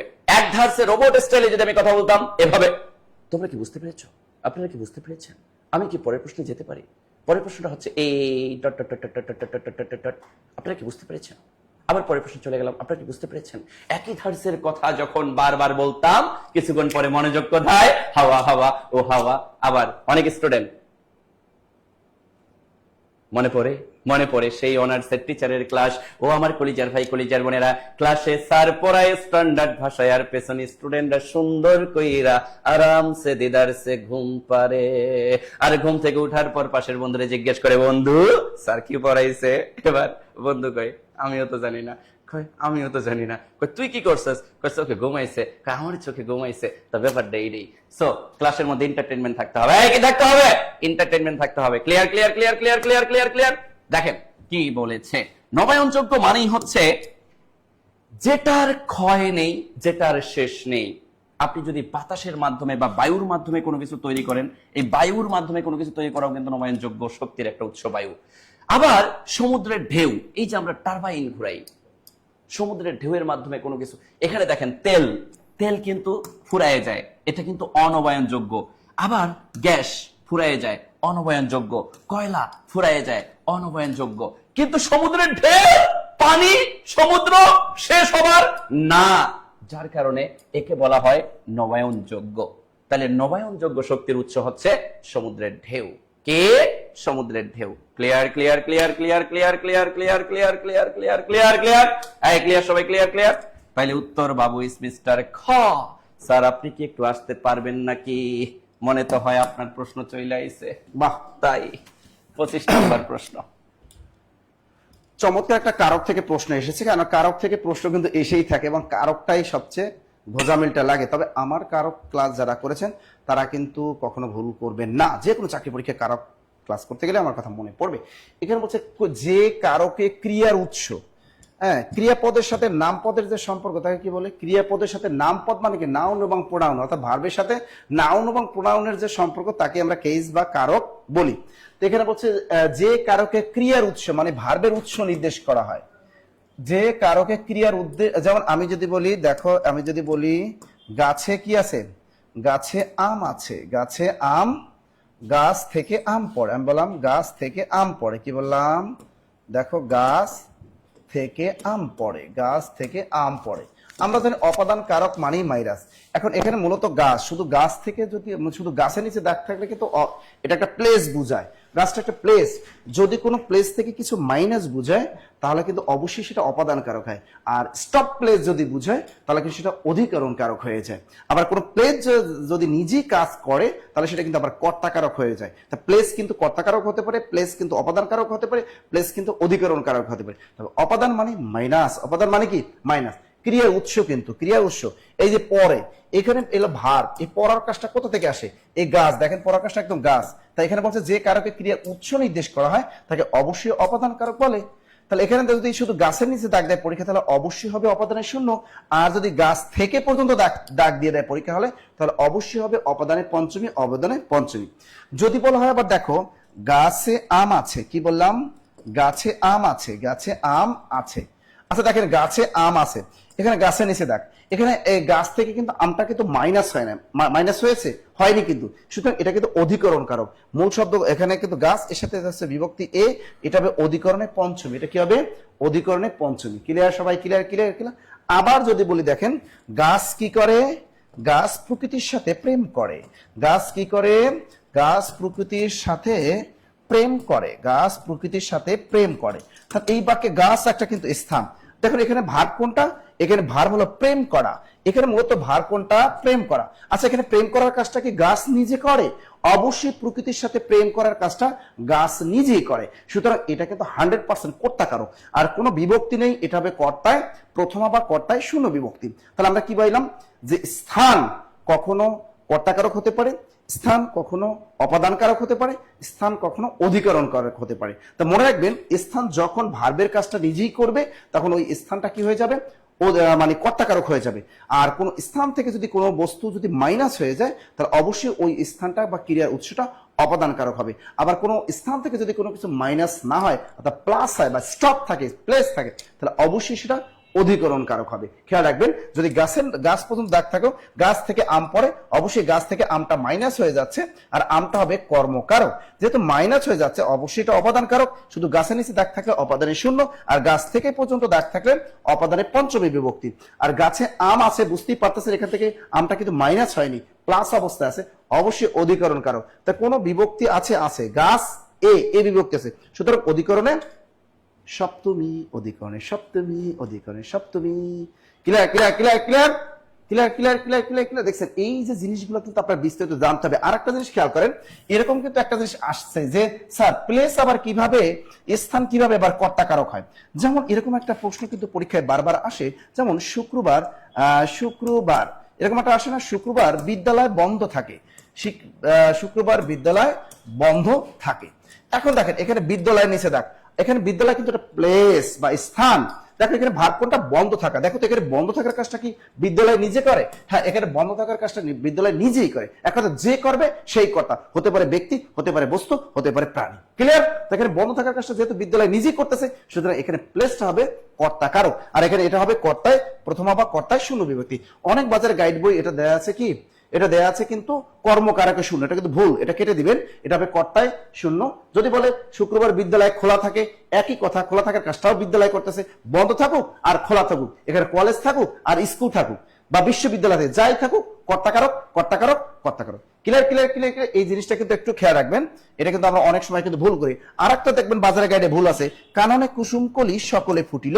কাননে কুসুম কলি, কাননে কুসুম কলি সকলি ফুটিল, কাননে কুসুম কলি সকলে ফুটিল। দেখো এখানে কুসুম কলি নিয়েছে, দেখ বাজারের 80 থেকে 90% গাইড বই দেখেছি এটা কর্মকারক দিয়ে রেখেছে, এটা কর্মকারক না। এখানে ভাগ কোনটা? ফুটিল, ফুটিল ভাগ। দেখো এখানে ফোটার কাজটা কি কুসুম কলি নিজে করেছে? হ্যাঁ, কুসুম কলি নিজে টুস করে ফুটে রয়েছে, সুতরাং যে করবে সেই কর্তা। সুতরাং কুসুম কলি হলো এখানে কর্তায় প্রথমা বা শূন্য বিভক্তি, কর্তায় প্রথমা বা শূন্য বিভক্তি। Clear clear clear clear clear clear clear clear clear clear clear clear clear clear clear. মনে থাকবে 100% থাকবে, 100% বলে দিলাম, কোনো ভুল না, মনে থাকবে। আচ্ছা পরের প্রশ্নটা দেখো, কি এবং কি, এটা একটা চোর আমি বুদ্ধি শিখিয়ে দিই। যদি কয়ের অস্বীকার দেখেন আর কিছু ভাবার টাইম নেই, অব্যয় অব্যয়। যদি কয়ের অস্বীকার দেখেন অব্যয়, আর কয়ের দিয়ে থাকলে তাহলে আপনি অবশ্যই আপনি সর্বনামে টিক দিয়ে আসবেন। কি দেবেন? কোন প্রশ্নের জবাব যদি আপনি ইয়েস অথবা নো দিয়ে দিতে পারেন সেক্ষেত্রে কয় রসিকের কি হবে, আর কোন প্রশ্নের জবাব যদি আপনি ইয়েস অথবা নো দিয়ে দিতে না পারেন সেক্ষেত্রে আপনি কয় দীর্ঘের কি ব্যবহার করেন। যদি আমি বলে তুমি কি আমার সাথে কক্সবাজার যাবে, এই প্রশ্নের জবাব কিন্তু তুমি ইয়েস অথবা নো দিয়ে দিতে পারো, অথবা মাথা নাড়িয়ে কিন্তু দিতে পারো। আমি বললাম তুমি কি আমার সাথে কক্সবাজার যাবে, তা তুমি যদি যাও তাহলে বলবা, মুখ বন্ধ করে দিতে পারবা, আর যদি না যাও তাহলে বলো যাবা না। তার মানে কোন প্রশ্নের জবাব যদি আপনি মাথা নাড়িয়ে যদি অনায়াসে দিতে পারেন সেক্ষেত্রে কয় রসিকের কি ব্যবহার করবেন, এবং সেক্ষেত্রে কয় রসিক কি মানে হলো অব্যয় পদ। আর যদি কোনো প্রশ্নের জবাব যদি আমরা ইয়েস অথবা নো দিয়ে দিতে না পারি, অর্থাৎ ওই জিনিসটা বলতে হলে মুখটা খুলতে হয়, তাহলে অবশ্যই সেটা কয় দীর্ঘের কি হবে। যেমন তোমার নাম কি, যদি আপনাকে কেউ জিজ্ঞেস করে তোমার নাম কি বা আপনার নাম কি, তখন কিন্তু আপনি বলবেন, এটা কিন্তু বলা যাবে না। তখন আপনার মুখটা ফুলে বলতে হবে আমার নাম জুলেখা বানু, আমার নাম কি সুরাব হোসেন। যেহেতু ঠোঁটটা খুলতে হলো, সুতরাং অবশ্যই সেটা কয় দীর্ঘের কি হবে, এবং সেটাকে বলবেন আপনি সর্বনাম। সুতরাং কয়রসে কি এবং কয় দীর্ঘ কি এর যথাক্রম হলো অব্যয় এবং সর্বনাম। Clear clear clear clear clear clear clear clear clear clear okay. পরের প্রশ্নটা যদি আমরা দেখি 26 নম্বর, বাংলা ভাষায় অনুনাসিক স্বরধ্বনি কয়টি? আমরা জানি বাংলা ভাষায় স্বরধ্বনি কয়টা? বাংলা ভাষায় স্বরধ্বনি হলো 60টা। এখানে বলছে অনুনাসিক, অনুনাসিক মানে নাসিকের মতো। আমরা জানি বাংলা ভাষায় নাসিকের ধ্বনি হলো 3টা। বাংলা ভাষায় নাসিকের ধ্বনি কয়টা? বাংলা ভাষায় এটা কিন্তু অনেকেই কিন্তু আপনারা জানেন না, হ্যাঁ, অনেকেই যে দেখবেন এটা ভুল পড়ায়। বাংলা ভাষায় নাসিকের ধ্বনি কয়টা? 3টা। সেটা কোনটা? ইও, ও, ইও, আরটা কি ও, ইও, আটা হলো দন্ত না। এই 3টাকে বলা হয় কিন্তু নাসিক্য ধ্বনি। আর বাংলা ভাষায় নাসিক্য বর্ণ কিন্তু 7টা। অর্থাৎ এখানে আছে 3টা, এর সাথে আরো যুক্ত করতে হবে, টোটাল হলো 7টা। তাহলে আপনাকে এখানে বলছে অনুনাসিক মানে নাসিকের মতো। বাংলা ভাষায় অনুনাসিক স্বরধ্বনি কয়টা? 7টি হবে। কিন্তু কয়টা? 7টি। স্যার সেটা কি করলো?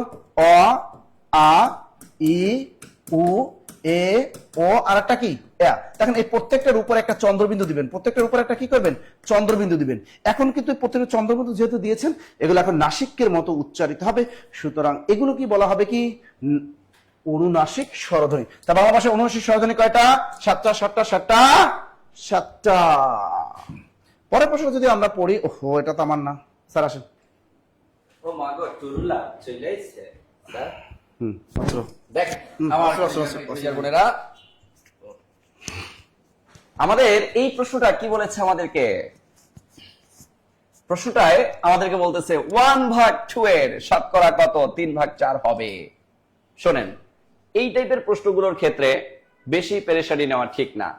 যা হবে তা লবে। আবার বলতেছি, যা হবে তা লবে, আর যা এর তা হরে, গুণন 100। ব্যাস, উত্তর শেষ। আবার বলতেছি, যা হবে তা লবে, যা এর তা হরে। এর কথাটা যখনই দেখবেন যার সাথে এর থাকবে সে হরে চলে আসবে, তাহলে আবার কলিজার ভাই, কলিজার বোনেরা, পরের লাইনে কি হবে? পরের লাইনে 3/4 দিলাম, ভাগটারে গুণ করে দিলাম, এবার 2টা উপরে চলে গেল, এবার সাথে আমার 100 আছে। এবার যদি আমি কাটাকাটি ফাটাফাটি করি, 2 দিকে 4, 2টা কাইটা গেল, 2 1 2, 50 দিকে 100, আর 3 50 কত? 150। তাহলে পার্সেন্ট হবে 150%। এই কত হবে? 150%। আমার কলিজার ভাই, কলিজার বোনেরা, যখনই আপনি দেখবেন এই ধরনের প্রশ্ন দেওয়া আছে শতকরার, এই প্রশ্নগুলোর ক্ষেত্রে যার সাথে এর থাকবে সে সব সময় আমার হরে চলে আসবে, আর এর সাথে যে সংখ্যাটাকে উজ্জ্ব করবে সে সংখ্যা সব সময় আমার লবে চলে যাবে। তাইলে এই জায়গায় আমার 3/4টা লবে চলে আসলো, 1/2টা হরে চলে আসলো। তাহলে গুণ, এই ভাগটাকে আমি যখন গুণ করে দিলাম, 2টা উপরে চলে গেল, নিচে 1টা চলে আসলো। তো নিচের 1 এর তো কোনো মূল্য নেই। এবার 2 1 2, 2 দিকে 4, নিচে 2, 2 1 2, 50 দিকে 100, 50 আর 3 গুণ করলে 3 50 150। তাহলে উত্তর বাবু মিস্টার 150%। উত্তর বাবু মিস্টার কে 150%। আমার কলিজার ভাই, কলিজার বোনেরা, পরে আমি একই টাইপের আরেকটা প্রশ্ন রেখেছি। এই প্রশ্নের উত্তরও আশা করছি আপনারা দিতে পারবেন। খুবই সিম্পল একটা প্রশ্ন। এই প্রশ্নের উত্তর কি হবে? একটু ঝটপট উত্তর দিতে হবে। ও আমার কলিজার ভাই, ও আমার কলিজার বোনেরা, আবারও বলতেছে এত এর কত শতাংশ এত হবে। আমি একটু আগে এই জায়গায় কি বলেছিলাম? এই জায়গায় বলেছিলাম যা হবে তা লবে। তাহলে এই জায়গায় ও যা হবে তা লবে।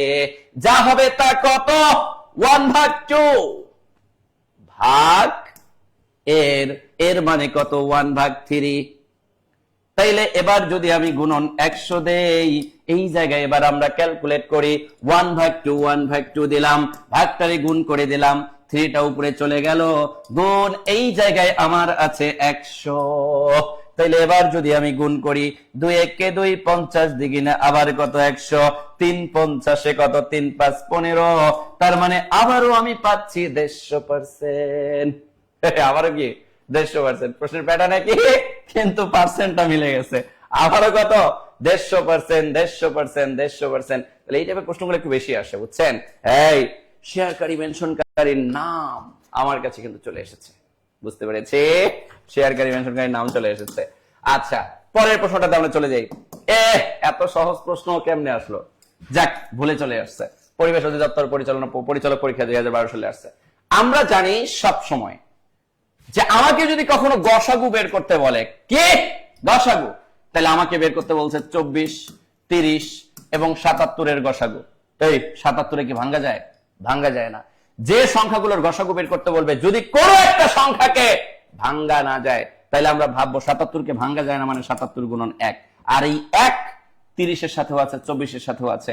তার মানে যে সংখ্যায় দেখবো একটা সংখ্যা ভাঙ্গা যাচ্ছে না, শুধুমাত্র ওই সংখ্যা দিয়ে 1 রে ভাঙ্গানো যাচ্ছে, তার মানে 1 প্রতিটা সংখ্যার সাথে কমন, তখন ওটার গসাগু হবে 1 1 1 1 1। হ্যাঁ, যদি এখানে আমার 77-এর জায়গায় 70 হইতো, তাহলে 24-এর ভাঙতাম, 30-এর ভাঙতাম, 70-এর ভাঙতাম, ভাঙ্গার পর আমি কমন মান খুঁজতাম, তখন ওই কমন মানটা হইতো উত্তর।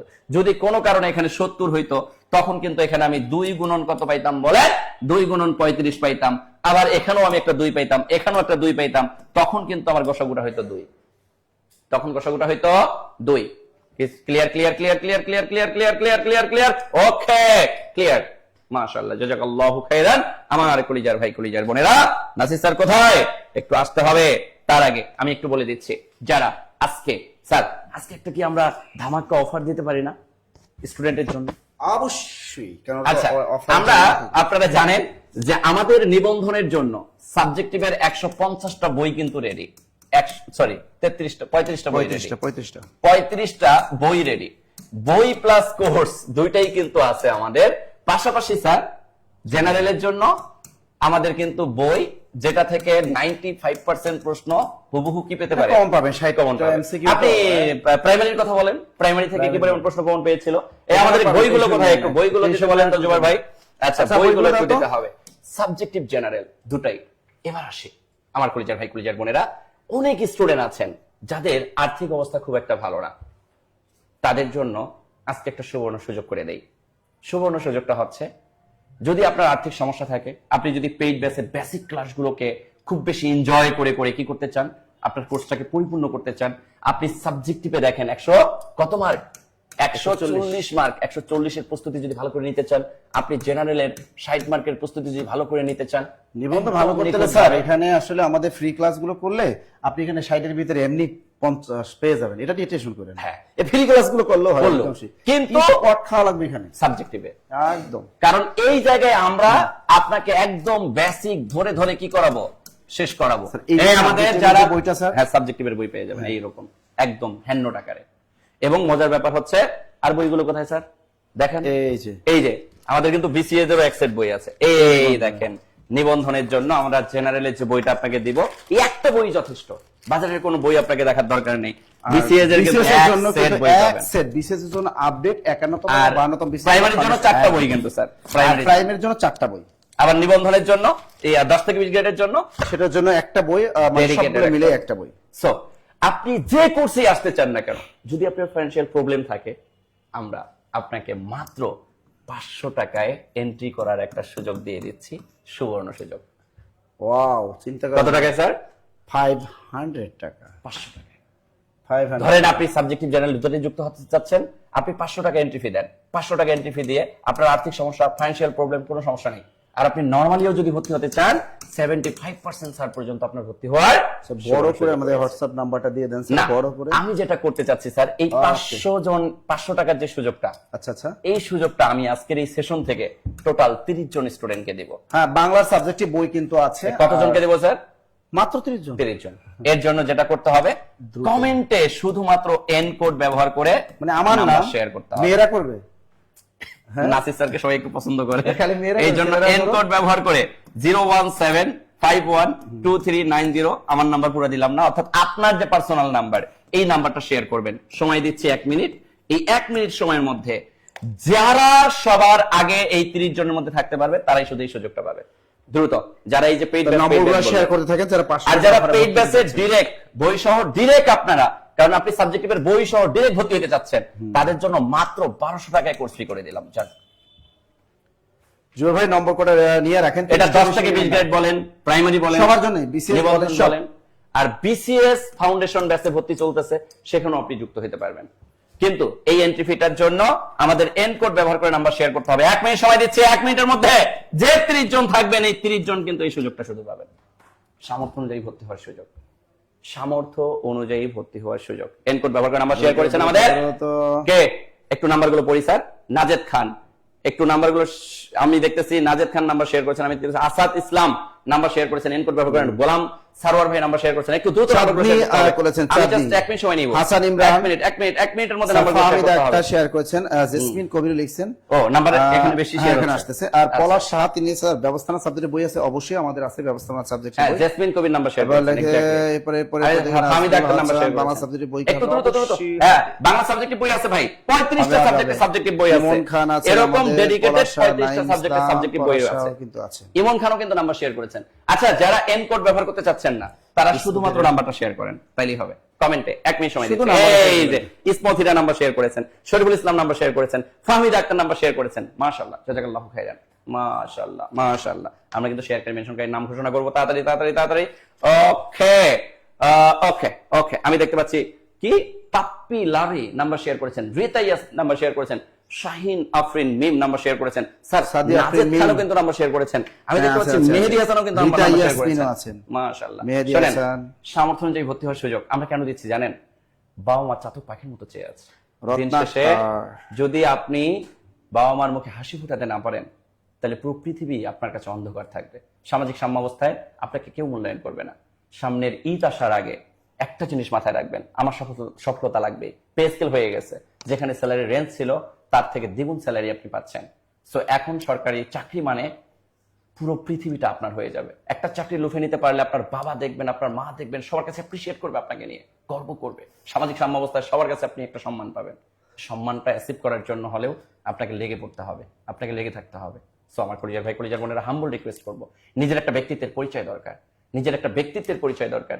এই ব্যক্তিত্বের পরিচয়টা যদি আপনি তৈরি করতে না পারেন, সামাজিক সাম্যাবস্থায় আপনাকে শুধু কলুষিত হইতে হবে, শুধু অপমানিত হইতে হবে। আপনি আর কত অপমানিত হবেন? অপমান হওয়ার দরকার নেই। যার কারণে আমরা দেখেন, আমরা জানি একজন বেকারের কাছে একসাথে অনেকগুলো টাকা দেওয়া অনেক কষ্টের।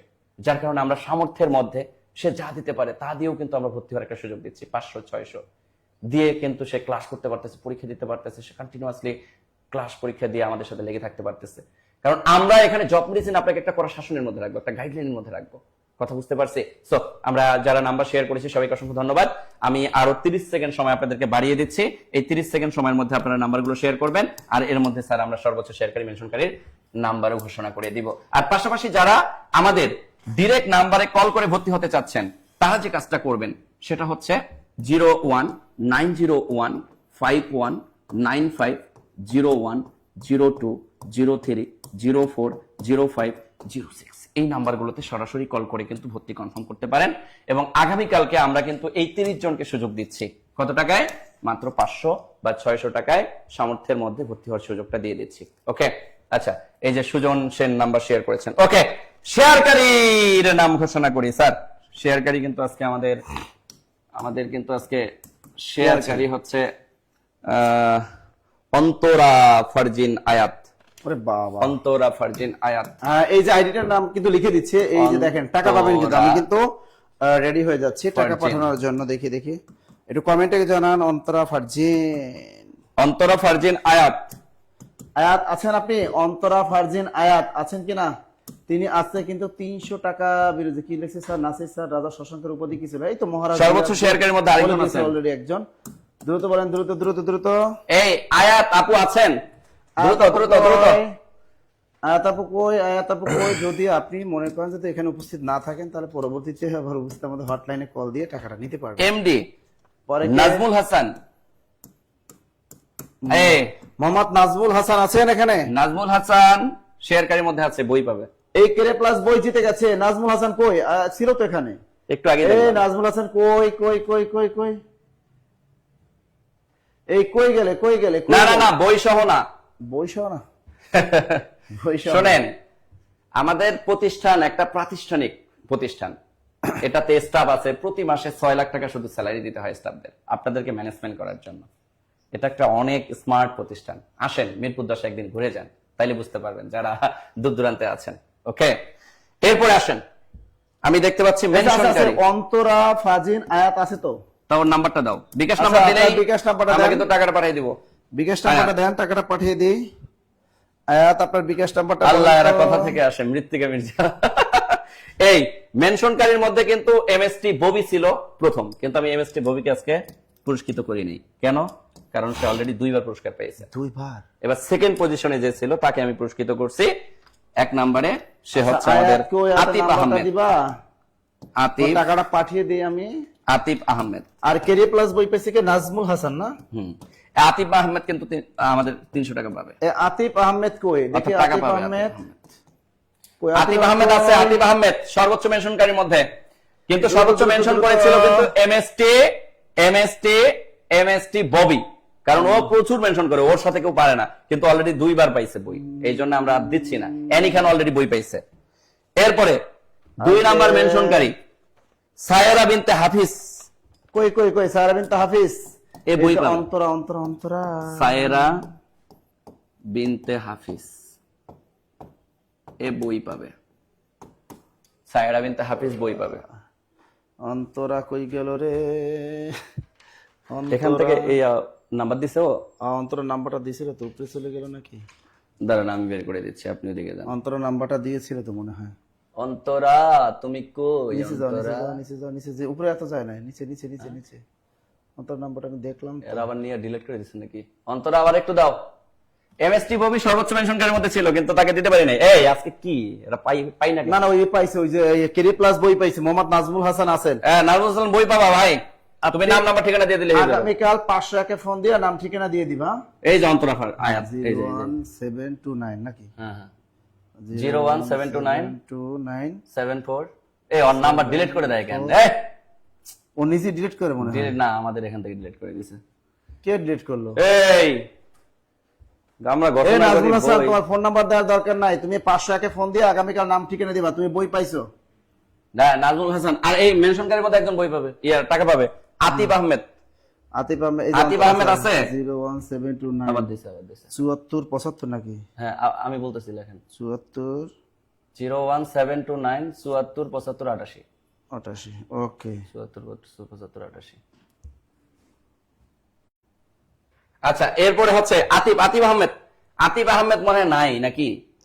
এই যে আতিফ আছে আছে আছে। এই আতিফ ভাইয়া ভাইয়া ভাইয়া একটু দ্রুত নাম্বার দিতে হবে, তাহলে টাকা আচ্ছা পেয়ে যাবে। দেখো, এই যে অন্তরা টাকা চলে গেছে, অন্তরা টাকা চলে গেছে, দেখো অন্তরা টাকা চলে অন্তরা গেছে। টাকা দিয়ে দিছি। অন্তরা আতিফ টাকা কই? চলে গেছে। আতিফ ভাই নাম্বার দিতে হবে একটু দ্রুত। আতিফ কই? আতিফ কই? আতিফ কই? অন্তরা টাকা দেখো পেয়েছি কিনা একটু বলো। ইয়েস অথবা নো, পেয়ে গেছো। আর নাজমুল হাসান, আপনি আমাদের 500 একে আগামীকাল ফোন দিয়ে আপনার নাম ঠিকানা আর দিয়ে এই যে দিবেন। সায়রা বিনতে হাফিজ, আপনিও আগামীকাল আমাদের 500 বই পাবে, বই। ফোন দিয়ে কেরিয়ার প্লাস বাংলা বইয়ের জন্য নাম ঠিকানা দিয়ে দিবেন। ওকে, চলে যাবে। আচ্ছা তাহলে তোর কইতেছে না ইতি অনেক মেনশন করছে আমি দেখছি, কিন্তু ইতির অ্যামাউন্ট একটু কম ছিল, হালকা একটু কম ছিল। আশিক বিল্লাহ তো আমাদের আশিক আছে। বিল্লাহ নাম্বার, আশিক বিল্লাহ মানে এমনি না না, নাম্বার দিছে, আশিক বিল্লাহ না, ভর্তির জন্য। এটা আতিফ আহমেদ। আতিক আহমেদ, আতিফ আহমেদ আতিক কই? একটু আগে দেখলাম আতিক, আতিক না আতিফ, আতিফ আতিফ আতিক না, কিন্তু আতিফ আতিফ আহমেদ কই? একটু আগে দেখলাম যে আসি স্যার গো, লেখা আবার কই গেল? কই কই কই হারাই গেল নাকি? এই আতিফ কই ভাই? দ্রুত দিতে হবে। দ্রুত দ্রুত খেলা দেখবো, পর্তুগালের খেলা, ক্রিশ্চিয়ানো রোনালদো, টুস করে খেলা দেখতে হবে।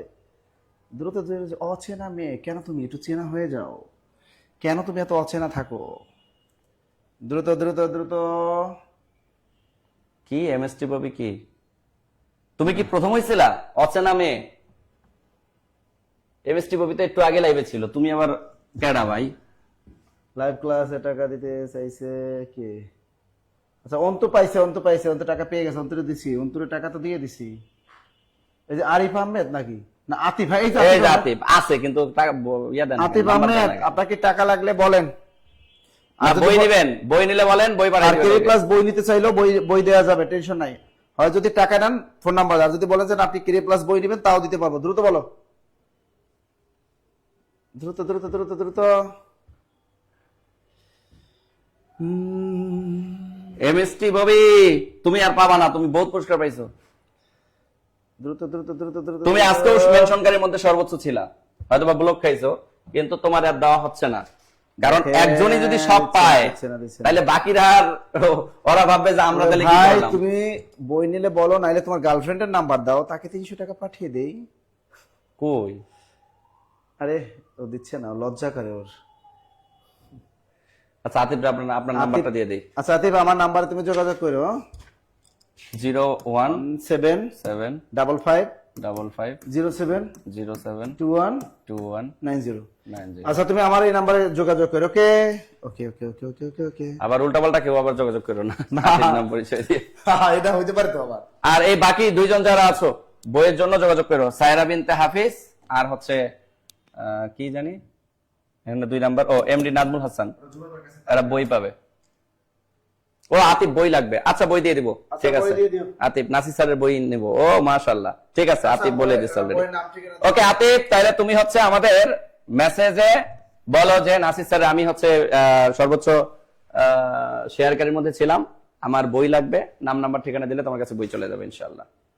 এমএসটি তানজিলা স্যার, আমার গতকালের পুরস্কার পাওয়া ছিল। হ্যাঁ এমএসটি তানজিলা, গতকালকে আমাদের লাইভ কেটে গেছিল।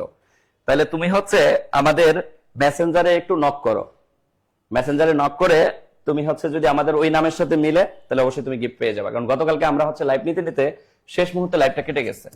এই লাইভটা কেটে যাওয়ার কারণে, নেটওয়ার্ক ইস্যুর কারণে কেটে যাওয়ার কারণে আমি কিন্তু পোস্টও করছি যে কারা কারা সর্বোচ্চ শেয়ারকারীর মধ্যে ছিল, মেনশনকারীর মধ্যে ছিল, ঠিক আছে, পোস্ট করে দিছি। ওকে, আর পিডিএফ, এটার পিডিএফটা হচ্ছে আমরা কি করব, আমরা হোয়াটসঅ্যাপ গ্রুপে দিয়ে দিব, টেনশন নেওয়ার কোনো কারণ নাই। হোয়াটসঅ্যাপ গ্রুপ না, আমাদের হচ্ছে কি বলে জব মেডিসিন পরিবার নামে যে চ্যানেলটা আছে, চ্যানেলে দিয়ে দিব। যারা জব মেডিসিন চ্যানেলে যুক্ত হতে পারেন না, জব মেডিসিন পেজে যাবেন, পেজে যাওয়ার পর নিচে দেখবেন জব মেডিসিন পরিবার লেখা আছে, ওখানে ক্লিক করলেই গ্রুপে যুক্ত হতে পারবেন। ওই গ্রুপে আমরা সব সাজেশন পিডিএফ সব দিয়ে দিই। ওকে ঠিক আছে, সবাই ভালো থাকবো, সুস্থ থাকবো। সবার সুস্থতা কামনা করে আজকের সেশনটা আমি এখানেই শেষ করতে চাচ্ছি। আল্লাহ হাফেজ, bye bye, tata, bye bye.